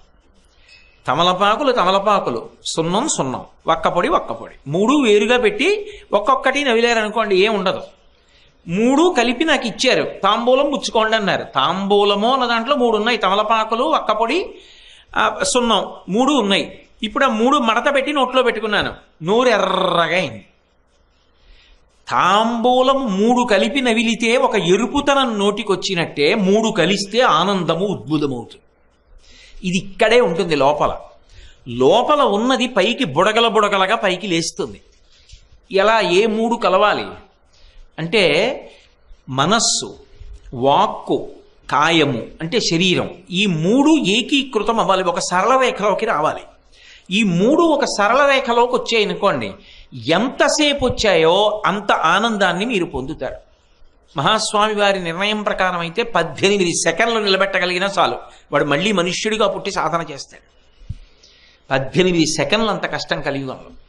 మూడు ఏకీకృతం అవ్వడం అంటే ఇది ఈశ్వరుడి దగ్గర సాధన మొదలవుతుంది. ఎలా అంటే ఏదో స్వామివారికి వస్త్రద్వయం సమర్పయామి అంటాను, ఆపోహిష్టామయో భవస్థాన ఊర్జీదాతన మహేరణాయ చక్షసైజోవస్యవతమౌరస అని తమలపాకుతో కాసి నీళ్లు చల్లి స్నానం చేయిస్తున్నానంటారు. నాకు అలా తమలపాకుతో నీళ్లు చల్లుకొమ్మని ఓ చిన్న పాత్రను అందులో 2 తమలపాకులు వేసి నా భార్య ఇచ్చి స్నానం చేసి రెండంటే నీ మొహం ఇక్ష ఇదే స్నానమే, తమలపాకులు ఏమిటి పాత్ర ఏమిటంటారు. మరి ఈశ్వరుడికి ఎలా చేయిస్తున్నావు అంటే పదార్థము కన్నా శక్తివంతము మూడు ఏకీకృతమగుట. ఇది శంకరాచార్యులు వారి వంటి మహాపురుషులు అందుకు ఇచ్చారు స్తోత్రాలు. నువ్వు ఇక్కడ ఆపోహిష్టామయో భవస్థాన ఊర్జీదాతన అంటూ చల్లుతున్నావు, మనసులో దిగ్గస్థిభిక్కనక కుంభముఖావసృష్ట స్వర్వాహినీ విమలచారు జలప్లుతాంగీం ప్రాతర్నమామి జగతాం జననీమశేష లోకాధినాథ గృహిణీం అమృతాబ్ధిపుత్రీం. దిగ్గజములు ఆ ఊర్ధ్వలోకాలలో ప్రవహించేటటువంటి ఆకాశగంగా జలాల్ని స్వర్ణకుంభాలతో తీసుకొచ్చి తొండములు ఎత్తి ఇలా అభిషేకం చేస్తుంటే ఆ గంగా జలాల చేత తడిసినటువంటి తెల్ల బట్ట కలిగి స్నానం చేస్తున్న లక్ష్మీదేవిని అమ్మగా చూసిన వాడెవరున్నాడో వాడికి మహదైశ్వర్యం వస్తుంది. ఇప్పుడు నాకు ఒకటి చెప్పండి, పోనీ అది పక్కన పెట్టండి, అయిపోయింది. వస్త్రయుగ్మం సమర్పయామి, రోజు నేను పట్టుకొచ్చి బట్టలు ఇస్తానా స్వామికి? ఇవ్వను. కానీ ఓ 2 అక్షతలు వేసి వస్త్రయుగ్మం సమర్పయామి అంటాను. కానీ ఎలా ఆనందం కలిగేది అంటే మీరు ఎప్పుడో అప్పుడు బట్టల కొట్టుకు వెళ్ళడం అన్నది ఉంటుందిగా. ఏ కూతురు పెళ్లికి పట్టు చీరలు కొనడానికైనా వెడతారుగా, బట్టల కొట్టుకు వెళ్ళడం ఇష్టం లేని వాడు కూడా వెళ్తాడు. అప్పుడు తప్పదు, కూతురు పెళ్లికి తీసుకొస్తాడు. వెళ్ళినప్పుడు మంచి మంచి పట్టు చీరలు, రంగురంగుల పట్టు చీరలు అక్కడ కట్టినవి చూస్తున్నారుగా. వెళ్ళగానే ఒకటి చూపించగానే తెస్తారా? ఇన్ని చూసుకుంటాం. ఆ అంచు పచ్చటి పట్టు చీర, దానికి ఎర్రటి అంచు, ఆ ఎర్రటి అంచుల్లో హంసలు, ఇది చూశారు. ఇప్పుడు వస్త్రయుగ్మం సమర్పయామి అన్నారు. ఆ కట్టిన తాడు విప్పి అట్టపెట్టి మూత తీసి పక్కన పెట్టి ఆ చీర విప్పి అమ్మా కట్టుకో అని ఆ చీర ఇచ్చి దానికి తగిన కంచుకం మళ్ళీ పచ్చటి పట్టు రంగులో ఉండి ఎర్రటి అంచున్నటువంటి కంచుకాన్ని అమ్మవారికి ఇచ్చి, స్వామివారికి కూడా పచ్చటి పట్టు పంచే ఎర్రటి అంచున్నది, అలా హంసల అంచుతోనే ఉన్నది ఇచ్చారు. ఇప్పుడు కళ్ళు మూసుకుంటే ఆయన చాలా అందంగా అంచు ఇలా వచ్చేటట్టుగా కట్టుకున్నాడు. ఆయన కూర్చుంటే ఒక పక్క నుంచి అంచు ఇలా వచ్చి ఇలా కనపడుతోంది, ఇటు పక్కన ఉన్న అంచు కనపడుతుంది, యువతల పక్క అంచు కుర్చీళ్లలోకి వెళ్ళిపోతుంది. ఇలా ఓ పక్క నుంచి కనపడుతున్న అంచు, ఆ పట్టుపుట్టం, ఆయన వేసుకున్న ఉత్తరీయం, భుజాలు కప్పేసి చేతులు కనపడుతూ, కంకణాలు కనపడుతూ, వేళ్ళు ఉంగరాలు కనపడుతూ, అమ్మవారి చీలమండల కనపడకుండా అమ్మవారి పాదాలు, వేళ్ళు, మట్టెలు, ఆవిడ పాద మంజీరములు, ఆయన పాదాలకి పెట్టుకున్నటువంటి పాదాభరణాలు కనపడుతున్నాయి. అప్పుడు మీరు ఒక్కసారి ఇలా పైనుంచి కిందకి, కింద నుంచి పైకి చూశారనుకోండి, ఏముంది అక్కడ ఎదురుగుండా? ఏం లేదు. కానీ ఎప్పుడు మీరు చూడగలరో ఈ కన్ను మూత పడిపోతుంది వెంటనే. అంటే బాహ్యమైన విషయములతో ఇంద్రియముల యొక్క సంబంధం తెగిపోతుంది, మనోనేత్రం ఇచ్చుకుంటుంది. ఇప్పుడు వస్త్రయుగ్మం సమర్పయామి వాచికం, నోటితో అన్నాను, చేత్తో ఇలా కూర్చున్నాను. కానీ ఓ అట్టపెట్టి తెచ్చినట్టు, దాని తాడు విప్పినట్టు, మూత తీసినట్టు, పట్టుచీర తీసినట్టు, దాని రంగు, దానికి కొంచెం పసుపు పెట్టి, దానికి కొంచెం కుంకం పెట్టి, అమ్మ కట్టుకోమ్మా అని చెప్పి అమ్మ మోకాళ్ళ మీద పెడితే తప్పకుండా కట్టుకుని వస్తాను రా నువ్వు ఇచ్చావు కాబట్టి అని అమ్మ ఆ చీర పట్టుకుని వెళ్ళినట్టు చీర కట్టుకుని వచ్చి అమ్మవారు మళ్ళీ కూర్చుంటుంటే, అమ్మవారి పాదాలు కనపడుతుంటే ఇలా పైనుంచి కిందకి ఒక్కసారి చూస్తే ఎంత ఆనందంగా ఉంటుందో. పొద్దున నేను రామాలయంలోకి వెళ్ళాను, స్వామివారు తెల్లటి బట్ట కట్టుకుంటే సీతమ్మ తల్లి మాత్రం ఆకుపచ్చటి చీర కట్టుకుంది. ఆకుపచ్చటి చీర కట్టుకుని ఆ బొట్టు పెట్టుకుని ఆ కుండలాలు ఆవిడ నిలబడితే, స్వామివారు తెల్లటి బట్ట కట్టుకుంటే ఆవిడ ఆకుపచ్చటి చీర కట్టుకుని నిజంగా రామచంద్రమూర్తి చూసుకుని మురిసిపోయేటట్టుగా మా అమ్మ నిలబడితే, అమ్మా ఇలా నిన్ను రామచంద్ర ప్రభువుని లక్ష్మణస్వామిని హనుమని చూస్తుంటే అబ్బాయి ఎంత ఆనందంగా ఉందో అమ్మా అని పొంగిపోయాను. అలా మీరు మనసుతో పైనుంచి కిందకి కింద నుంచి పైకి వాళ్ళు కట్టుకున్న బట్టలు అవి చూస్తుంటే అమ్మ ఊరుకుంటుందా? ఆవిడికి నిజంగా లేక లక్ష్మీం క్షీరసముద్రరాజతనయాం శ్రీరంగధామేశ్వరీం దాసీభూత సమస్త దేవవనితాం లోకైక దీపాంకురాం, అటువంటి తల్లి చాలా బాగుందిరా, ఇలాంటి చీరే కట్టుకుందాం అనుకుంటున్నాను, ఎప్పటి నుంచో మంచి చీర తెచ్చావని ఇలా అని ఇలా ఆవిడ ఆ చీర పమిట ఇలా వేసుకుని అంచు ఇలా చూపించిన తల్లి ఇలా తీసి అంచు ఇలా పెట్టుకుంది అనుకోండి, ఆవిడ ఒళ్ళో అంచు ఇంతలా పడింది అనుకోండి హంసలతోటి. మీరు నోటితో అన్నది మనసుతో అనుభవించింది, మీరు మానసికంగా ఇచ్చింది. ఇప్పుడు మీకు తెలియకుండా ఒక్కొక్కప్పుడు ఏమవుతుందంటే మీరు ఆ ధ్యాన నిష్టలో ఆ చేతులు ఇలా కదిపి ఇస్తారు. అందుకే మీరు ఎప్పుడైనా పెద్దలను అడగండి, నైవేద్య మంత్రం దగ్గర త్రేణుపులు వస్తాయి కొంతమందికి. నైవేద్యం చేస్తే త్రేణుపు వస్తుంది. బాగా పూజ నిష్టగా చేసేవాళ్ళు నైవేద్యం పెడితే త్రేణుపు వస్తుంది. ఎందుకో తెలుసా? వాళ్ళు మానసికంగా అనుభవిస్తారు స్వామి తినడాన్ని.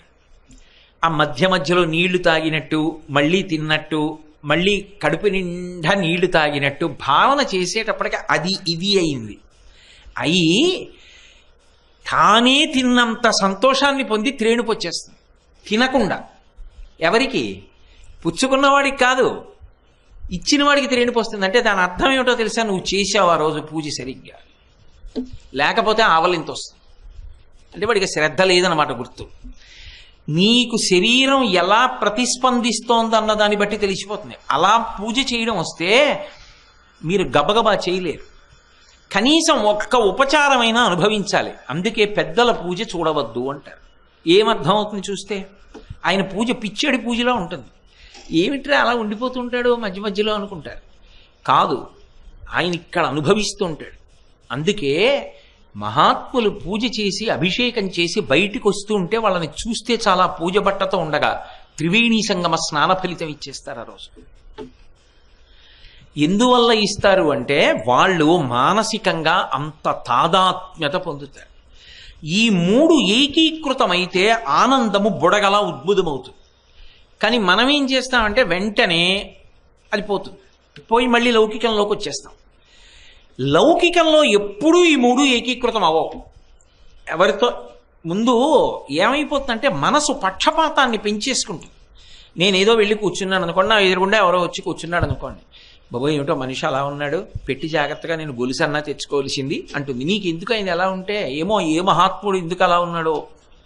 ముందు పక్షపాత బుద్ధితో మాట్లాడుతుంది.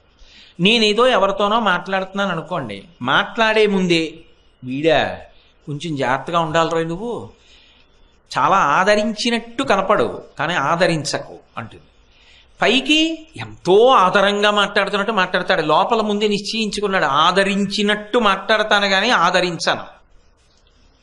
కాబట్టి అసలు ఆదరించడు. త్రికరణములు ఏకీకృతమైతే ఉన్నది ఉన్నట్టే మాట్లాడతాడు. తనకిష్టం లేదు, అది అలా సాధ్యం కాదు అని చెప్తాడు. ఏమనుకోని తాను మాత్రం త్రికరణములు ఏకీకృతం కాని మాట మాట్లాడంటే దంభమునకు వశుడు కాడు. ఈ మూడు ఏకీకృతం అవడం ప్రయత్నపూర్వకంగా ఎక్కడ అంటే ఈశ్వరుడి దగ్గర ప్రారంభం అవుతుంది. ఈ ఆనందము ఎంతో సాధన చేస్తే తప్ప ఉద్భుతం అవ్వదు. మూడు ఉంటే తప్ప నోరు ఎరుపు రంగు ఎక్కనట్టు, తాంబూలం చేత తప్ప. కానీ వెంకటేశ్వరుడి ఒక్కరి దగ్గర మాత్రం ఒక మినహాయింపు.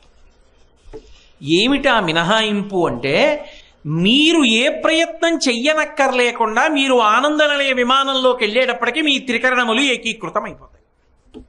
మీ ప్రయత్నం అక్కర్లేదు.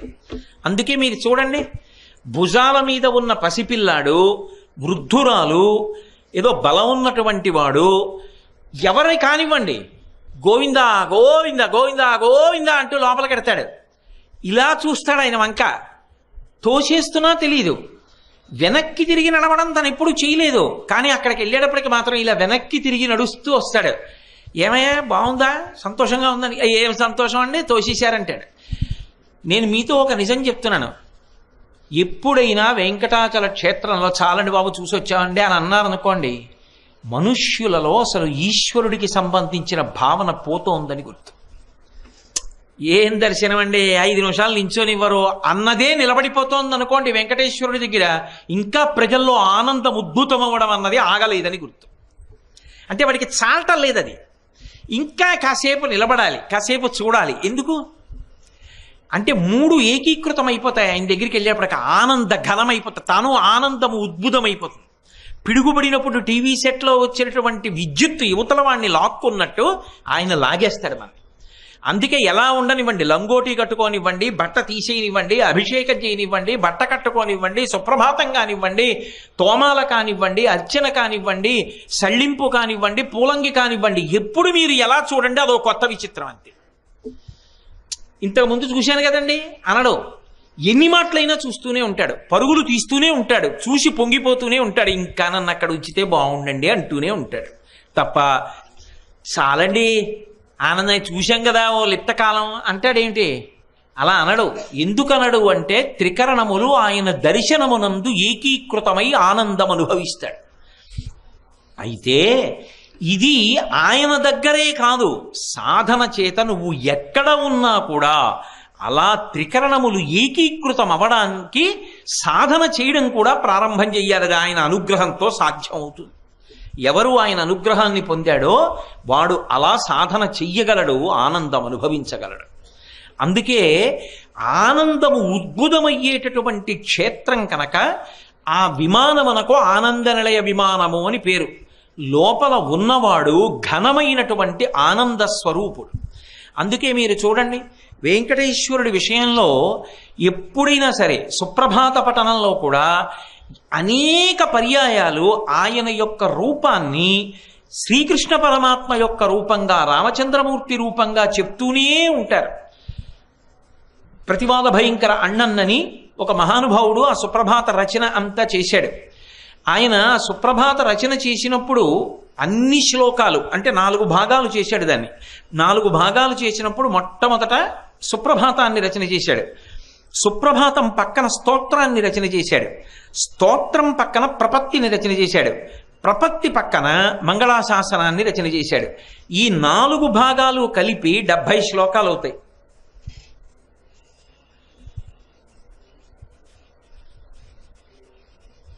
నాలుగు భాగాలు కలిపి చదివితే 70 శ్లోకాలు వస్తాయి. ఇది మీరు అనుభవించడం రావాలి. కానీ అసలు యథార్థమునకు సుప్రభాతమునందు ఆనందము ఉద్భుతమవడము ప్రారంభమవుతుంది. ఎందుకంటే దాని పేరు భాతం. భాతం అంటే తెల్లవారుతున్న, భా అంటే కాంతి, ప్రభాతం అంటే ఇంకా చాలా విశేషమైనటువంటిది. సుప్రభాతం ఎప్పుడు అక్కడ తెల్లవారడం కాదు, అది నీకెప్పుడు సుప్రభాతం. ఆయనకి కాదు సుప్రభాతం, నీకెప్పుడు సుప్రభాతం. రోజులన్నిటిలో చాలా మంచి తెల్లవారుజాము ఏది అంటే ఈశ్వరుడితో నువ్వు అనుసంధానమైనటువంటి తెల్లవారుజాము ఏదో అది నిజమైన తెల్లవారుజాము. అందుకే అలా అనుసంధానం చేసుకున్నవాడెవరు జీవితంలో మొట్టమొదట ఈ లోకంలో? విశ్వామిత్ర మహర్షి. ఆయన ఒక్కడే రామచంద్రమూర్తి పడుకునుండగా సరయూ నదీ తీరంలో తనతో తీసుకుని వెడుతున్నప్పుడు నిద్రలేపాడు. కౌసల్యా సుప్రజా రామ పూర్వా సంధ్యా ప్రవర్తతే ఉత్తిష్ఠ నరశార్దూల కర్తవ్యం దైవమాన్నికం అన్నాడు. రామచంద్రమూర్తి సాక్షాత్తు విష్ణువు అని తెలుసున్నవాడు విశ్వామిత్రుడు. నిద్రపోతున్నటువంటి రామచంద్రమూర్తిని కర్తవ్యత నిష్ట కొరకు సంధ్యావందనం కోసం నిద్రలేపినటువంటి ఘనత విశ్వామిత్రుడికి దక్కింది. ఇతరులు ఎవ్వరూ ఆ ఆనందాన్ని పొందలేదు. కౌసల్య పొందింది కదా అంటే అమ్మ కాబట్టి పొందింది. దశరథుడు పొందాడు కదా తండ్రి కాబట్టి పొందాడు. పైన విశ్వామిత్రుడు మొదట పొందాడు. అందుకే ఆ శ్లోకంతోటే ప్రారంభం. కౌసల్యా సుప్రజా రామ పూర్వా సంధ్యా ప్రవర్తతే అని మొదలవుతుంది. అందులో సుప్రభాతం అంటే తెల్లవారుజాముకి ఉండేటటువంటి విశేషాలు చెప్తూ ఉంటారు. వాటిని కేవలం తెల్లవారుజాముగా చెప్పరు, భగవంతుడితో ముడివేస్తారు. ముడివేసి మాట్లాడతారు. నేను మీతో ఇందాక మనవి చేశా కదా, కృష్ణ పరమాత్మగా ఆయనని మనం దర్శనం చేస్తామని. అందుకే సుప్రభాతంలో కూడా యోషా గణీన వరదగ్ని విమధ్యమాని ఘోషాలయేషు దిమంధన తీవ్ర ఘోషా రోషాత్ కలిం విదధతే కకుభశ్చ కుంభా శ్రీవేంకటాచలపతే తవ సుప్రభాతం. యోషాగణీన వరదగ్ని విమధ్యమానే ఘోషాలయేషు దదిమంధన తీవ్ర ఘోషా. తెల్లవారిపోతోంది, వెంకటేశ్వర నువ్వు లేవలేదు. నీకో గుర్తు చెప్పనా? కృష్ణుడిగా జ్ఞాపకం చేస్తారు. నీకు గుర్తుంది, చిన్నతనంలో నువ్వు బాలకృష్ణుడిగా ఆడుకుంటున్న రోజుల్లో మీ అమ్మ యశోద తెల్లవారుజాముని నిద్రలేచి, అది వాళ్ళకి పరమ పవిత్రమైన కర్మ కనుక గట్టిగా తోడుకున్నటువంటి పెరుగుకుండ తీసుకొచ్చి అక్కడ పెట్టి అందులోకి బలవంతంగా కవ్వం దింపి తాడు కట్టి ఆ తాడు పట్టుకొని దదిమథనం చేసేది. చేసినప్పుడు ఆ కవ్వానికి కింద ఉన్న గుత్తి ఇంత గుత్తి ఉండేది, పెద్ద కుండ. అందులోకి దింపితే గట్టి పెరుగేమో కవ్వం ఓ పట్టాన తిరగదు. తిరగకపోతే ఇలా బలవంతంగా తిప్పాలి. మెల్లిగా పెరుగు పలచనవుతుంటే, తోడుకున్న పెరుగు పలచనవుతుంటే మళ్ళీ కవ్వం నిలబడేటట్టుగానే చిలకాలి. అటు ఇటు అయిందో కుండ బదలైపోతుంది. ఆ కవ్వం తగిలిందంటే తగలకుండా చిలకాలి. అప్పుడు ఛర్ ఛస్ ఛర్ ఛస్ అని చప్పుడు వస్తుంది. ఆ చప్పుడు వచ్చి నురగ తేలుతూ ఉంటుంది పైకి. అంటున్నారు యోషాగణీన వరదగ్ని విమధ్యమానే ఘోషాలయేషు దదిమంధన తీవ్ర ఘోషా. మీ అమ్మ యశోద చిలుకుతోంది అక్కడ వెన్న, ఆ పెరుగు చిలుకుతోంది. పెరుగు చిలుకుతున్నప్పుడు కవ్వం కుండ రెండిటి చప్పుడు వస్తోంది. పెరిగిళ్ళి కుండ కొట్టుకుంటోంది, కవ్వం దాని మధ్య తిరుగుతోంది. చర్ ఛస్ అంటోంది. ఇది ఎలా ఉందంటే కవ్వానికి కుండకి గొడవ వచ్చిందా అన్నట్టుగా ఉంది. ఓ వెంకటేశ్వర నీకు ఆ చప్పుడు వినపట్టలేదా నిద్రలే అంటే? ఇప్పుడు మీరు నాకు ఒకటి చెప్పండి, వెంకటేశ్వరుడు నిజంగా నిద్రపోతాడని కాదు. వెంకటేశ్వరుడు కృష్ణ పరమాత్మగా ఉన్నప్పుడు చిన్ని కృష్ణుడు పడుకుని నిద్రపోతుంటే వాళ్ళ అమ్మ తెల్లవారుజామున పెరుగు చిలుకుతున్నప్పుడు వచ్చినటువంటి చప్పుడికి ఆయన లేచి అమ్మ పెరుగు చిలకడం మొదలెట్టేసింది అంటే తెల్లవారిపోతోంది బాబోయ్, ఆవుల్ని దూడల్ని తోడుకుని బీడుకి వెళ్ళిపోవాలని చెప్పి చిన్ని కృష్ణుడు గబగబా వెళ్ళి ఆయన స్నానం చేయడు. ఎందుకంటే గొల్లలు పొద్దున స్నానం చేయరు, సాయంకాలం స్నానం చేస్తారు. గబగబా చద్దన్నం మూట తీసుకుని తగిలించేసుకుని ఆ కొమ్ము బూరా పెట్టుకుని ఆ వేణు ఊది గొల్ల పిల్లలందరినీ పిలిచి దూడల్ని ఆవుల్ని విప్పేసి ట్రర్ అంటూ వీటిని అన్నింటినీ తీసుకుని బయలుదేరతాడు. ఇంకా ఎన్ని ఆలోచనలు మీకు వెళ్ళిపోతాయి ఒక శ్లోకం చదివితే. అందుకే వెంకటాచలం ఏదో తెలుసా?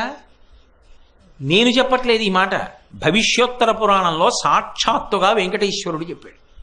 వెంకటాచలం కొండకున్న గొప్పతనం ఏమిటంటే ఆ పర్వతం మీద ఎక్కడైతే స్వామివారు వెలిశారో ఆయన కృష్ణ పరమాత్మ యొక్క స్వరూపం. ఆ పుట్ట దేవకీదేవి యొక్క స్వరూపం. పక్కన తింత్రిణీ వృక్షం ఉండేది, చింత చెట్టు, నీడ తిరగని చింత చెట్టు అనేవారు, ఇప్పుడు లేదు.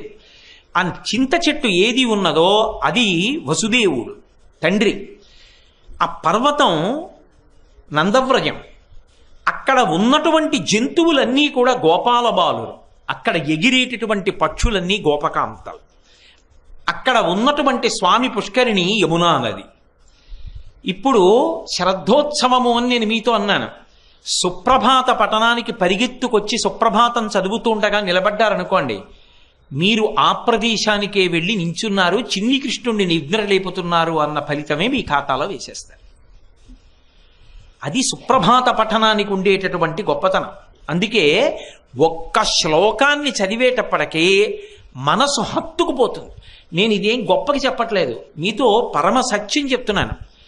మనం ఇటుపక్క కొంతమందివి అటుపక్క కొంతమందివి విడిపోయి చదువుతాం, ఒక శ్లోకం ఇటు ఒక శ్లోకం అటు. నేను 1000 మాటలు ఇంట్లో బయలుదేరేటప్పుడు అనుకుంటాను, ఒళ్ళు దగ్గర పెట్టుకో, ఒళ్ళు దగ్గర పెట్టుకో, ఒళ్ళు దగ్గర పెట్టుకు చదువు, ఒళ్ళు దగ్గర పెట్టుకు చదువు అనుకుంటాను. అక్కడికి వచ్చి ఒక శ్లోకం ఏదో చదువుతాను.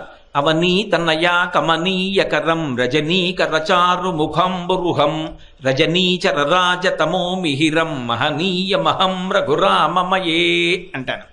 వాళ్ళు సుముఖం సుహృదం సులభం సుఖదం సునుజం చ సుఖాయ మమోఘశరం అసహాయ రఘుత్వహమన్యమహం నకథంచ నకంచ నజాతు భజే అంటారు. ఈలోగా నా మనసు ఏమైపోతుందంటే అవన్నీ తన్నయ అంటే భూమి యొక్క పుత్రి సీతమ్మ. అవన్నీ తన్నయ కమనీయకరం, ఆ సీతమ్మ తల్లి పొంగిపోయేటట్టుగా ముట్టుకోగలిగిన చెయ్యి. కమనీయకరం రజనీచరరాజతమోమిహిరం. రజనీచర అంటే రాత్రివేళ సంచరించేటటువంటి చంద్రబింబం లాంటి ముఖం ఉన్నవాడు. రామచంద్ర అని పిలుస్తారు. సమస్త భూతములు ఆయన ముఖం చూసేటప్పటికీ పరవశించిపోయేవి. ఆయనే రజనీచరరాజతమోమిహిరం. మళ్ళీ ఆయనే రాక్షసుల పాలిట సూర్యబింబం లాంటివాడు. ఇది ఏదో ఏమవుతుందంటే గబుక్కుని ఏ రామాయణంలోదో ఏ ఘట్టం జ్ఞాపకానికి వస్తుంది. ఎంత ఒళ్ళు దగ్గర పెట్టుకో ఒళ్ళు దగ్గర పెట్టుకో ఒళ్ళు దగ్గర పెట్టుకో అని చెప్పనివ్వండి, ఈ శ్లోకం అవుతుంది. అవతల వాళ్ళు శ్లోకం చెప్తారు, నేనేం చేయాలి? తర్వాత శ్లోకం మొదలెట్టాలి. నేను తొట్టుపడిపోతాను. ఒక శ్లోకానికి ఇంకో శ్లోకమో లేకపోతే తర్వాత శ్లోకం మొదలెట్టడంలో విలంబనమో ఆలస్యమో ఏదో జరుగుతుంటుంది. అది ఒక్కొక్కసారి శ్లోకం చదివేటప్పుడు ఒక్కొక్క పాదం దగ్గర ఆగిపోతుంది. ఓ పాదం చదివామనుకోండి, తరువాతి పాదం ఆగిపోయి ఇంకోటి ఏదో గుర్తొచ్చేయడం, ఇంకోటి ఏదో అంటే అక్కడ మనస్సుకి కేంద్రీకరణ పోతుంది. పోయేది ఇంకో దాన్ని పట్టేసుకుంటుంది గబుక్కుని. ఏలా లవంగ గణసార సుగంధి తీర్థం దివ్యం వియచ్చరితి హేమ ఘటేషు పూర్ణం అన్నాను అనుకోండి, తెల్లవారుజామున 3:30కి సుప్రభాతం జరిగేటప్పటికి పెద్ద పెద్ద గుండిగల్లో నిజంగా యాలుకలు సుగంధ ద్రవ్యాలు వేసిన తీర్థం తీసుకొచ్చి స్వామివారి ఎదురుగుండా పెట్టి ఆయన్ని తాగమంటే, ఆయన గోరువెచ్చటి పాలు తీసుకుంటే, ఆ వెన్నపూస కొద్దిగా పంచదార అవి తింటే, ఆ మిగిలిన పదార్థం ఆ సన్నిధి గొల్లకిస్తే, సన్నిధి గొల్ల కలియుగంలో ఎంత అదృష్టవంతుడురా అని ఏదో పోతుందట. పోయేటప్పటికి ఏమవుతుందంటే అది ఇలా వేలు పెట్టి పుస్తకం పట్టుకున్నా కూడా ఆ తరువాతి శ్లోకం ఆ వేలు దగ్గరిది నేను చదవాలి అన్నది గుర్తులోకి రాక గబుక్కుని తడువుకుని ఎవరన్నా మొదలెడితే బాగుండు, ఆ ఏ శ్లోకం చదవాలో గుర్తొస్తుంది అన్నంత అయోమయంలోకి వెళ్ళిపోతుంది గబుక్కులో. ఒక్కొక్కసారి చాలా ఇబ్బంది పడిపోతుంటాను. విష్ణు సహస్ర అందుకే ఎవరితోన్నా చదివిస్తే పుస్తకం పట్టుకుంటుంటాను జాగ్రత్తగా. కారణం ఏంటంటే ఏదో షట్పది ఉందనుకోండి నా నోటికి వచ్చు, కానీ షట్పది నేను చదివిస్తానని పుస్తకం లేకుండా మొదలెట్టాను అనుకోండి అది ఆగిపోతుంది ఎక్కడో. కారణం ఏంటంటే ఏదో గుర్తొస్తుంది, ఆ తర్వాత పోతుంది. అది పుస్తకం పట్టుకున్నాను అనుకోండి, పోయినా మళ్ళీ వచ్చి అక్కడ చూడొచ్చు. ఇది తప్ప అంటే ఒక రకంగా తప్పే, సభలో అలా ప్రవర్తించకూడదు, ఏం చేయాలో అది చేయాలి. ఒప్ప అంటే ఓ రకంగా మంచిదే, మనసు అలా పోతూ ఉండడం మంచిది. అది నిజమైన సుప్రభాతం. అలా జీవితంలో ఒకసారైనా అనుభవించాలి. అది ఆయనకి కాదు మనకి సుప్రభాతం. ఒక్కసారైనా అలా అనుభవించగలిగితే, ఒక్కసారైనా అలా వినగలిగితే, ఒక్కసారైనా అలా పరవశించగలిగితే ఇంకంతకన్నా కావలసింది ఏముంటుంది జీవితంలో? ఏమి సుప్రభాత వైభవం అండి. ప్రతిరోజు సాయంకాలం వేళ మీకు నేను ఏదో ఒక విషయం గురించి మాట్లాడుతుంటాను తప్పకుండా. అప్పుడు మీరు ఆ రోజు తర్వాత రోజు జరగబోయే ఉత్సవం దాని విశేషం గురించి తెలుసుకుంటుందరు. కానీ ఇలా ఎన్ని విషయాలు అందులో పొదగబడి ఉంటాయో అది 7 రోజుల పాటు మన భాగ్యం. మనం ప్రతిరోజు వచ్చి నిలబడి సుప్రభాతం చదువుతాం. అప్పుడు చదివావా కాదు, కనీసం విన్నా చాలు, ఆ సుప్రభాత వేళలో దర్శనం చేసుకున్నా చాలు, అది సుప్రభాతం. కాబట్టి ఆనందము ఎక్కడ ఉద్భుతమవుతుందో, ఎక్కడ నిలబడుతుందో, ఎక్కడ ప్రవాహమవుతుందో, ఎక్కడ నువ్వు ఆ ఆనంద రూపాన్ని అయిపోతావో అది ఆనంద నిలయ విమానం. అది ఈ భూమండలం మొత్తం మీద ఒక్క శేషాచలంలోనే దక్కింది. అందుకే శేషాచల పర్వతం ఎవరో కాదు, అది ఆదిశేషుడు. ఆదిశేషుడు ఎవరు? బలరాముడు. అంటే కృష్ణుడి యొక్క అన్నగారు. కృష్ణుడి యొక్క అన్నగారే శేషపర్వతం కింద ఉంటాడు. ఈ విషయాలు నేను చెప్పలేదు, భవిష్యోత్తర పురాణంలో వెంకటేశ్వర స్వామి వారు స్వయంగా చెప్పారు. ఇది ఈ క్షేత్రం యొక్క గొప్పతనం.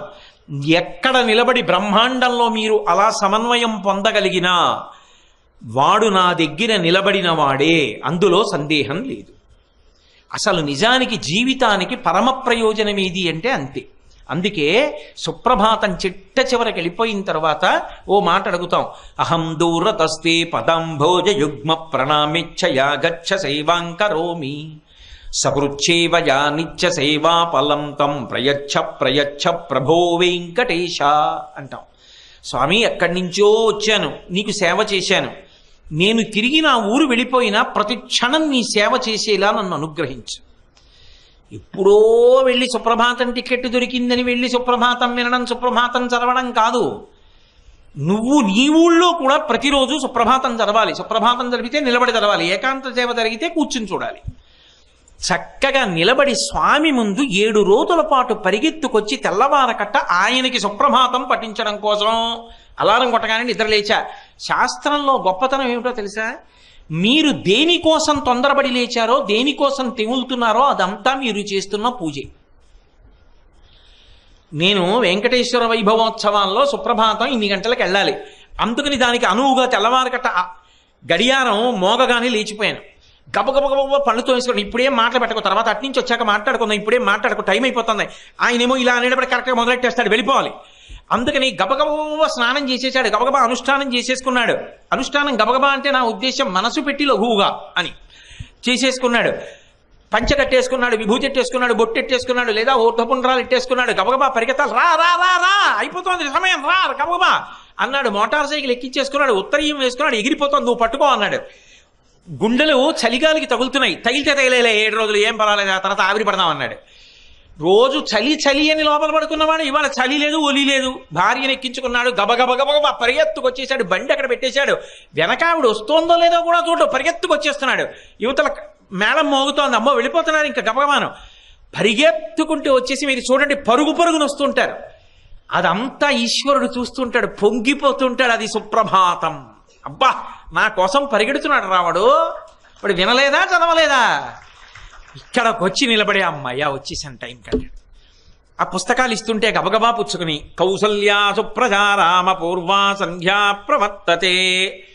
ఏదో మగవాళ్ళ వైపు వాళ్ళు మొదటి శ్లోకం చదవాలి అన్నాను అనుకోండి, 2వ శ్లోకం చదవడం మానేయచ్చుగా. ఆడవాళ్ళు చదువుతున్నారని మాండో, వాళ్ళు చదువుతుంటే మెల్లిగా చదువుకుంటాడు.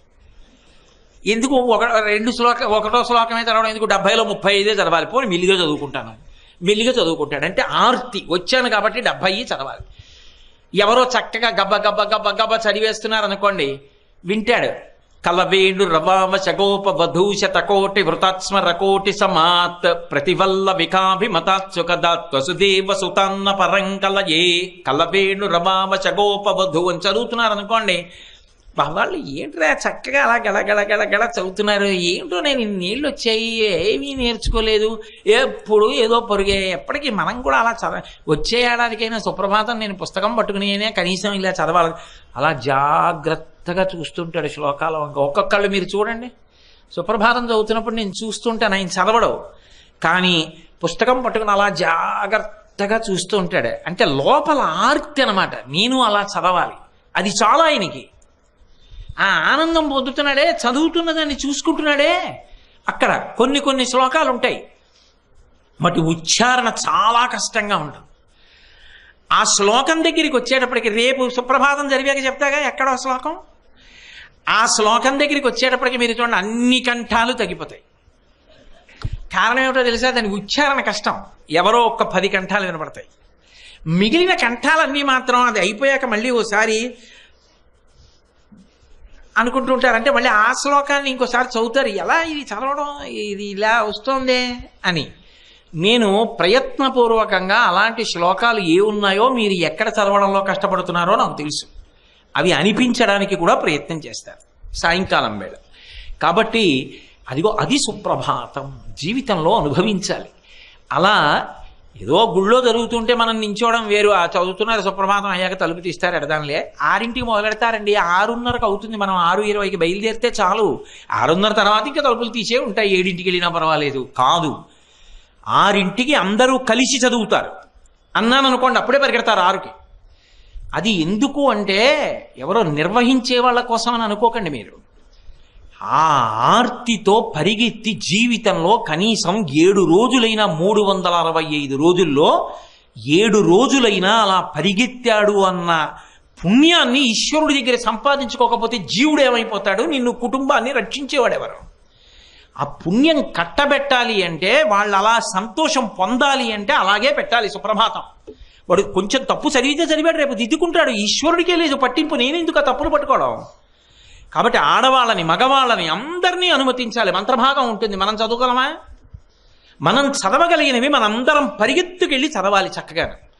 కాబట్టి సుప్రభాతం అంత గొప్ప ఉత్సవం అది. అది మనసు యొక్క పైకి పెరిగేటటువంటి లక్షణం. కాబట్టి మీకు తెలుసు, నేను ఇప్పుడు ఈ సమయాన్ని ప్రకటించేటప్పుడు సుప్రభాతం గురించి మీ మనసులో ఉన్న దిగులు నాకు తెలుసు. బయట ఈ ఏడాది చలి ఎక్కువగా ఉందండి. ఇవాళ మీరు చూశారో లేదో పొగమంచు. ఆరోగ్యాల అంతంత మాత్రం. మీ సొమ్ము ఏం పోయింది? చటుక్కున 5 నీ నోటికి వచ్చింది అంటావు. నీ ఇంటికి కారు వస్తుంది కాబట్టి ఎక్కువచ్చేస్తావు. మేమందరం నీలా కార్లు రావుగా మాకు. మేమందరం ద్విచక్ర వాహనాల మీద వస్తున్నాం. మా పరిస్థితి ఏమిటి? ఆలోచించే చెప్తావా సమయం అని మీరు అంటారు, నాకు తెలుసు. నేను అనే ముందు నా ఒక్కడి విషయమే చూడాలంటే వెంకటాచలంలాగే 3 చదువుదాం అందును. నేను అలా అనలేదుగా మీతో. కాబట్టి 6:30 వేళలో సూర్యోదయం అవుతుంది హేమంత ఋతువులో. కాబట్టి సూర్యోదయాత్ పూర్వం సుప్రభాత పఠనం మొదలైపోవాలి. ఎంతో సౌకర్యం కల్పిస్తే నేను మీకు ఇవ్వగలిగినంత గొప్ప అవకాశం ఏమిటి అంటే, ఈ సంవత్సరం చలిని దృష్టిలో పెట్టుకుని అందరికీ అవకాశం కల్పించాలి. కాబట్టి ఖచ్చితంగా 6 సుప్రభాత పఠనం మొదలుపెట్టాలి. మీ అందరూ సంతోషంగానే ఉన్నారు అని నేను అనుకుంటున్నాను. అందుకని రేపు ఉదయం 6 గంటలకల్లా సుప్రభాత పఠనం ప్రారంభం ఉత్సవాలు. ఇక ప్రతిరోజు కూడా ఈ 7 రోజుల పాటు చక్కగా ఇక్కడ ఉత్సవం జరుగుతుంటే, అందులో రాబోయే రోజుల్లో ముక్కోటి ఏకాదశి అవన్నీ ఉన్నాయి. పరమాద్భుతమైనటువంటి కార్యక్రమాలు నడుస్తాయి. అందులో ఈ ఏడాది విశేషం ఏమిటంటే, వెంకటేశ్వర స్వామి వారికి నైవేద్యం చెయ్యడానికి స్వామివారి వంటశాలలో పనిచేసేటటువంటి వంటవాళ్లే ప్రత్యేకంగా ఇక్కడికి వచ్చారు ఆ నైవేద్యాలు తయారు చేయడానికి. ఇప్పుడు స్వామివారి ధ్వజారోహణం జరిగినప్పుడు చేసినటువంటి ప్రసాదం కూడా వెంకటాచలంలో బ్రహ్మోత్సవాల్లో ధ్వజారోహణం జరిగితే ఏ ప్రసాదం ఎలా వండుతారో అలాగే వండారు. ఇప్పుడు ఆ ప్రసాదమే నైవేద్యం పెట్టి మీకు అందరికీ ఇస్తారు. అది అంత శక్తివంతం. పిల్లలు లేని వాళ్ళు ఆ పాయసాన్ని పొంగల్ని పుచ్చుకుంటే ఖచ్చితంగా గరుత్మంతుడి వంటి తేజోవంతమైన సంతానం కలుగుతుంది. అందరికీ రక్ష ఆ పాయసం స్వీకరించడం. అందుకే మీ అందరికీ సరిపోయేటంత పాయసం వండించారు. నిజానికి అవన్నీ చాలా ఖర్చుతో కూడుకున్న విషయాలు అయినా కూడా మీరు గమనించుంటారు, ఇక్కడికి వస్తోంది వాసన. అంత గొప్ప పదార్థాలన్నీ రేపటి నుంచి 3 కాలముల యందు నైవేద్యాలు వెంకటేశ్వరుడికి ఎన్ని పదార్థాలు నైవేద్యం అవుతాయో అన్ని పదార్థాలు తీసుకొచ్చి నైవేద్యం చేస్తారు. ఎంతమంది వస్తే అంతమందికి ఆ ప్రసాదాలు తిరుమలలో ఎలా ఇస్తారో అలాగే ఇక్కడ ప్రసాద వితరణ ఉంటుంది. ఒక ప్రధాన పదార్థం తరపున 7 రోజులు ప్రధాన పదార్థాలు, మిగిలిన అనుషంగిక పదార్థాలు అన్ని నివేదనలు జరుగుతాయి. ఇంత గొప్పగా ఉత్సవాలు జరగడానికి వెంకటేశ్వరుడు అనుగ్రహించాడు. ఆయన దగ్గర పూలు కట్టే వాళ్ళని పంపించాడు. ఆయనకి ప్రసాదాలు తయారు చేసేవారిని ఇక్కడ ప్రసాదాలు తయారు చేయమని పంపించాడు. ఆయన దగ్గర వేదం సమన్వయం చేసే ఘనపాఠీల్ని ఇక్కడ వేదమంత్రాలు చదవమని పంపించాడు. మనందరినీ ఇక్కడే ఆనంద నిలయాన్ని అనుభవించండి మీ అందరూ 7 రోజుల పాటు అన్నాడు. అందుకోలేకపోతే అది మన దురదృష్టం అంతే. కాబట్టి ఈ 7 రోజులు కూడా ఇక్కడ పూజ జరుగుతుంటే కేవలం చూడడం కాకుండా మన జన్మ తరించడానికి ఒక ప్రమాణ వాక్కుంది వెంకటాచలం విషయంలో. ఏకేన తులసిమాత్ర దళేనాపి నరోత్తమ పూజయేద్ భక్తిభావేన తమ్రక్షామితి మత్పరః. పరమ సంతోషంతో ఒక్క తులసి దళాన్ని మన చేత్తో వెయ్యాలి. ఇక్కడ ఎలా కుదురుతుంది అందరికీ? అందుకే ప్రతిరోజు కూడా ఒక్కొక్క మూర్తిని ఇస్తారు. వెంకటాచలంలో నియమం ఏమిటి అంటే, ప్రథమం దర్శనం చాస్యాత్ నైవేద్యం క్షీరసేచనం. మొదట దర్శనం, మొదటి నైవేద్యం ఆదివరాహమూర్తికి. అందుకే ఇక్కడ ఇదో బొమ్మల పెళ్ళి అనుకోండి, అక్కడ ఆదివరాహస్వామి ఉపాలయం పెడతారు. లోపలికి వస్తూ ముందు ఆదివరాహస్వామిని దర్శనం చేసుకుని నిలబడతాం. తెర తీశాక వెంకటేశ్వర దర్శనం. అంటే శాస్త్రానికి ఏమీ మనం దోషంగా వెళ్ళలేదు. రేపటి రోజున ప్రథమ పూజ ఆదివరాహస్వామికి. అసలు ఆ స్వామి ఏ రంగులో ఉంటారో, భూకాంత ఏ రంగులో ఉంటుందో, ఆ భూదేవిని ఎలా పట్టుకుంటారో, ఎక్కడ కూర్చుంటుందో, ఏం చెప్తుంటారో, వెంకటాచలంలో ఉన్న విశేషం ఏమిటో, ఎందుకు అసలు ఆదివరాహమూర్తి పూజతో మొదలు పెడతామో, ఈ విశేషాలన్నీ రేపు మీకు చెప్తాను.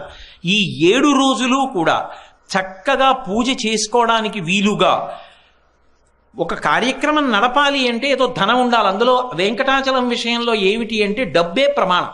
అందుకే హుండీలో వేస్తాం ఏదైనా. ఒక 1000 రూపాయలు టికెట్ పెట్టారు. ఆ టోకెన్ మీ దగ్గర ఉందనుకోండి, మీరు టోకెన్ తీసుకోక్కర్లేదు. ఇంకా 7 రోజులు ఆ టోకెన్ తీసుకుని పూజకు వచ్చేసి చక్కగా పూజకు కూర్చుని 7 రోజులు అది వైకుంఠ ఏకాదశి నాడు జరిగేటటువంటి విశేష కార్యక్రమాలతో కలిపి కూర్చుని చక్కగా ప్రతిరోజు ఇక్కడ స్వామికి జరుగుతుంటే మీరు అక్కడ కూర్చుని అమ్మవారికి అయ్యవారికి కుంకం ఇస్తారు, అమ్మవారికి చెయ్యొచ్చు, తులసి దళాలు పువ్వులు ఇస్తారు, అయ్యవారికి చెయ్యొచ్చు. చక్కగా పూజ చేసుకుని ఆ ప్రసాదం, ఆ మూర్తి, మీరు పూజ చేసిన పదార్థం అన్నీ మీరు ప్రసాదంగా ఇంటికి పట్టుకెళ్ళచ్చు. ఇవన్నిటికీ కలిపి దంపతులకి 1000 రూపాయలు టికెట్ పెట్టారు. అయితే అవి ఎక్కువ లేవు సుమండి, అవేవో 30 ఎన్నో ఉన్నాయి, ఇంకంతే. మిగిలినవి అయిపోయాయి. మిగిలిన వాళ్ళకి ఏ రోజుకి ఆ రోజు టోకెన్లు ఇస్తారు, ఫ్రీ టోకెన్స్ ఇస్తారు. అయ్యో పూజ చేసుకోవడానికి టికెట్లు అయిపోయాయిటండి అని బెంగ పెట్టుకోక్కర్లేదు. అవి 30 ఎన్నో ఉన్నాయి, అవి తీసుకున్న వాళ్ళు తీసుకుంటారు ఇప్పుడు వెళ్ళి. ఒకవేళ ఇప్పుడు డబ్బులు తెచ్చుకోకపోతే బెంగలేదు, మీరు పేరు రాయించుకుని రేపు ఆ డబ్బులు ఇచ్చి తీసుకోవచ్చు టోకెన్. మిగిలిన వాళ్ళకి ఉచిత టోకెన్లు ఇప్పుడు ధ్వజారోహణం అయిపోయిన తర్వాత ప్రసాదం ఇచ్చేటప్పుడు ఇస్తారు కొన్ని టోకెన్లు. అలా ప్రతిరోజు ఇస్తారు ఫ్రీ టోకెన్స్. ఆ ఫ్రీ టోకెన్ తీసుకున్న వాళ్ళు ప్రతిరోజు పూజకి వచ్చి ఆ టోకెన్లు శారదా నవరాత్రుల్లో ఎలా వస్తామో అలా వచ్చి టోకెన్ పంచ్ చేసుకుని పూజా ద్రవ్యాలు తీసుకుని లోపలికి వచ్చి కూర్చోవచ్చు. ఆ వెంకటాచలం నుంచి వచ్చిన ప్రసాదమే నైవేద్యం పెట్టడానికి ఇస్తారు. అక్కడైతే అలా కుదరదు. చక్కగా ఇక్కడ మీరు ఆ పదార్థాన్ని మీరు స్వయంగా నైవేద్యం చేసి ఇంటికి పట్టుకెళ్ళచ్చు ప్రసాదంగా. ఇంత ఏర్పాటు ఉంటుంది. అందరూ చక్కగా ప్రత్యక్షంగా పాల్గొని అనుభవించవచ్చు. కాబట్టి రేపు ఉదయం 6 గంటలకి సుప్రభాతం. ఇప్పుడు నేను ఈ కార్యక్రమానికి, అంటే ఇప్పుడు జరుగుతున్న ఈ ప్రవచనానికి మంగళం చెప్పగానే ఇక్కడ విఘ్నేశ్వర పూజ ఉంటుంది, ఋత్విక్వరుణం ఉంటుంది. అంటే ఋత్విక్కులందరినీ మన పనుపున ఈ 7 రోజులు ఆరాధన చెయ్యండి అని ఆహ్వానం చేస్తాం.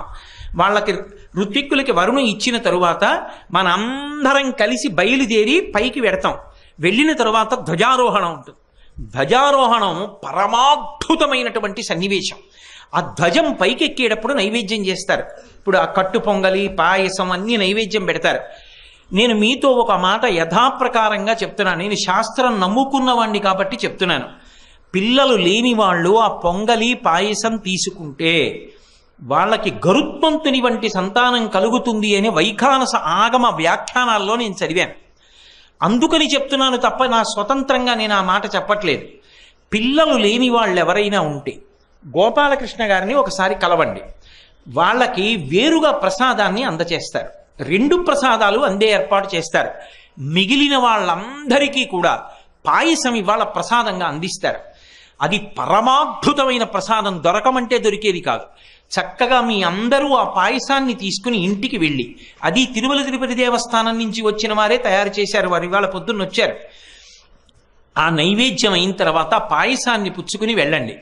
రేపు అర్చనలో పాల్గొందాం అనుకున్న వాళ్ళు ఫ్రీ పాసులు కావలసిన వాళ్ళు ఆఫీస్ దగ్గర ఇస్తారు. ఎప్పుడు అంతా అయిపోయాక, ధ్వజారోహణం అయిపోయాక వెళ్ళిపోయేటప్పుడు ఇస్తారు ప్రసాదంతో పాటు. ఉండిపోయిన ఏదో 30-40 టికెట్లు ఉన్నాయేమో అవి కొనుక్కుందాం అనుకున్న వాళ్ళు అంతా కార్యక్రమం అయిపోయిన తర్వాత కౌంటర్ దగ్గరికి వెడితే అక్కడ వెంకటరత్నం గారు ఉంటారు, ఆయన దగ్గర మీ పేరు రాయించుకుని ఆ టికెట్ తీసుకోవచ్చు. అవి మాత్రం ఏ కారణం చేత కూడా పెంచబడవ టికెట్లు. అవి పెంచమని దయచేసి ఒక్క టికెట్ ఇప్పించండి అని మాత్రం నా వెంట పడద్దు, గోపాలకృష్ణ గారి వెంట పడద్దు. అవి ఖచ్చితంగా 200 టికెట్లే ఇవ్వాలి అని అనుకున్నాం. ఇప్పటికే 170 ఎన్నో అయిపోయినట్టున్నాయి. ఆ మిగిలిన టికెట్లు ఏమున్నాయో అవి మాత్రమే లభ్యమవుతాయి. మిగిలినవి ఇంకా తర్వాత ఫ్రీ టోకెన్స్ మాత్రమే తీసుకోవలసి ఉంటుంది.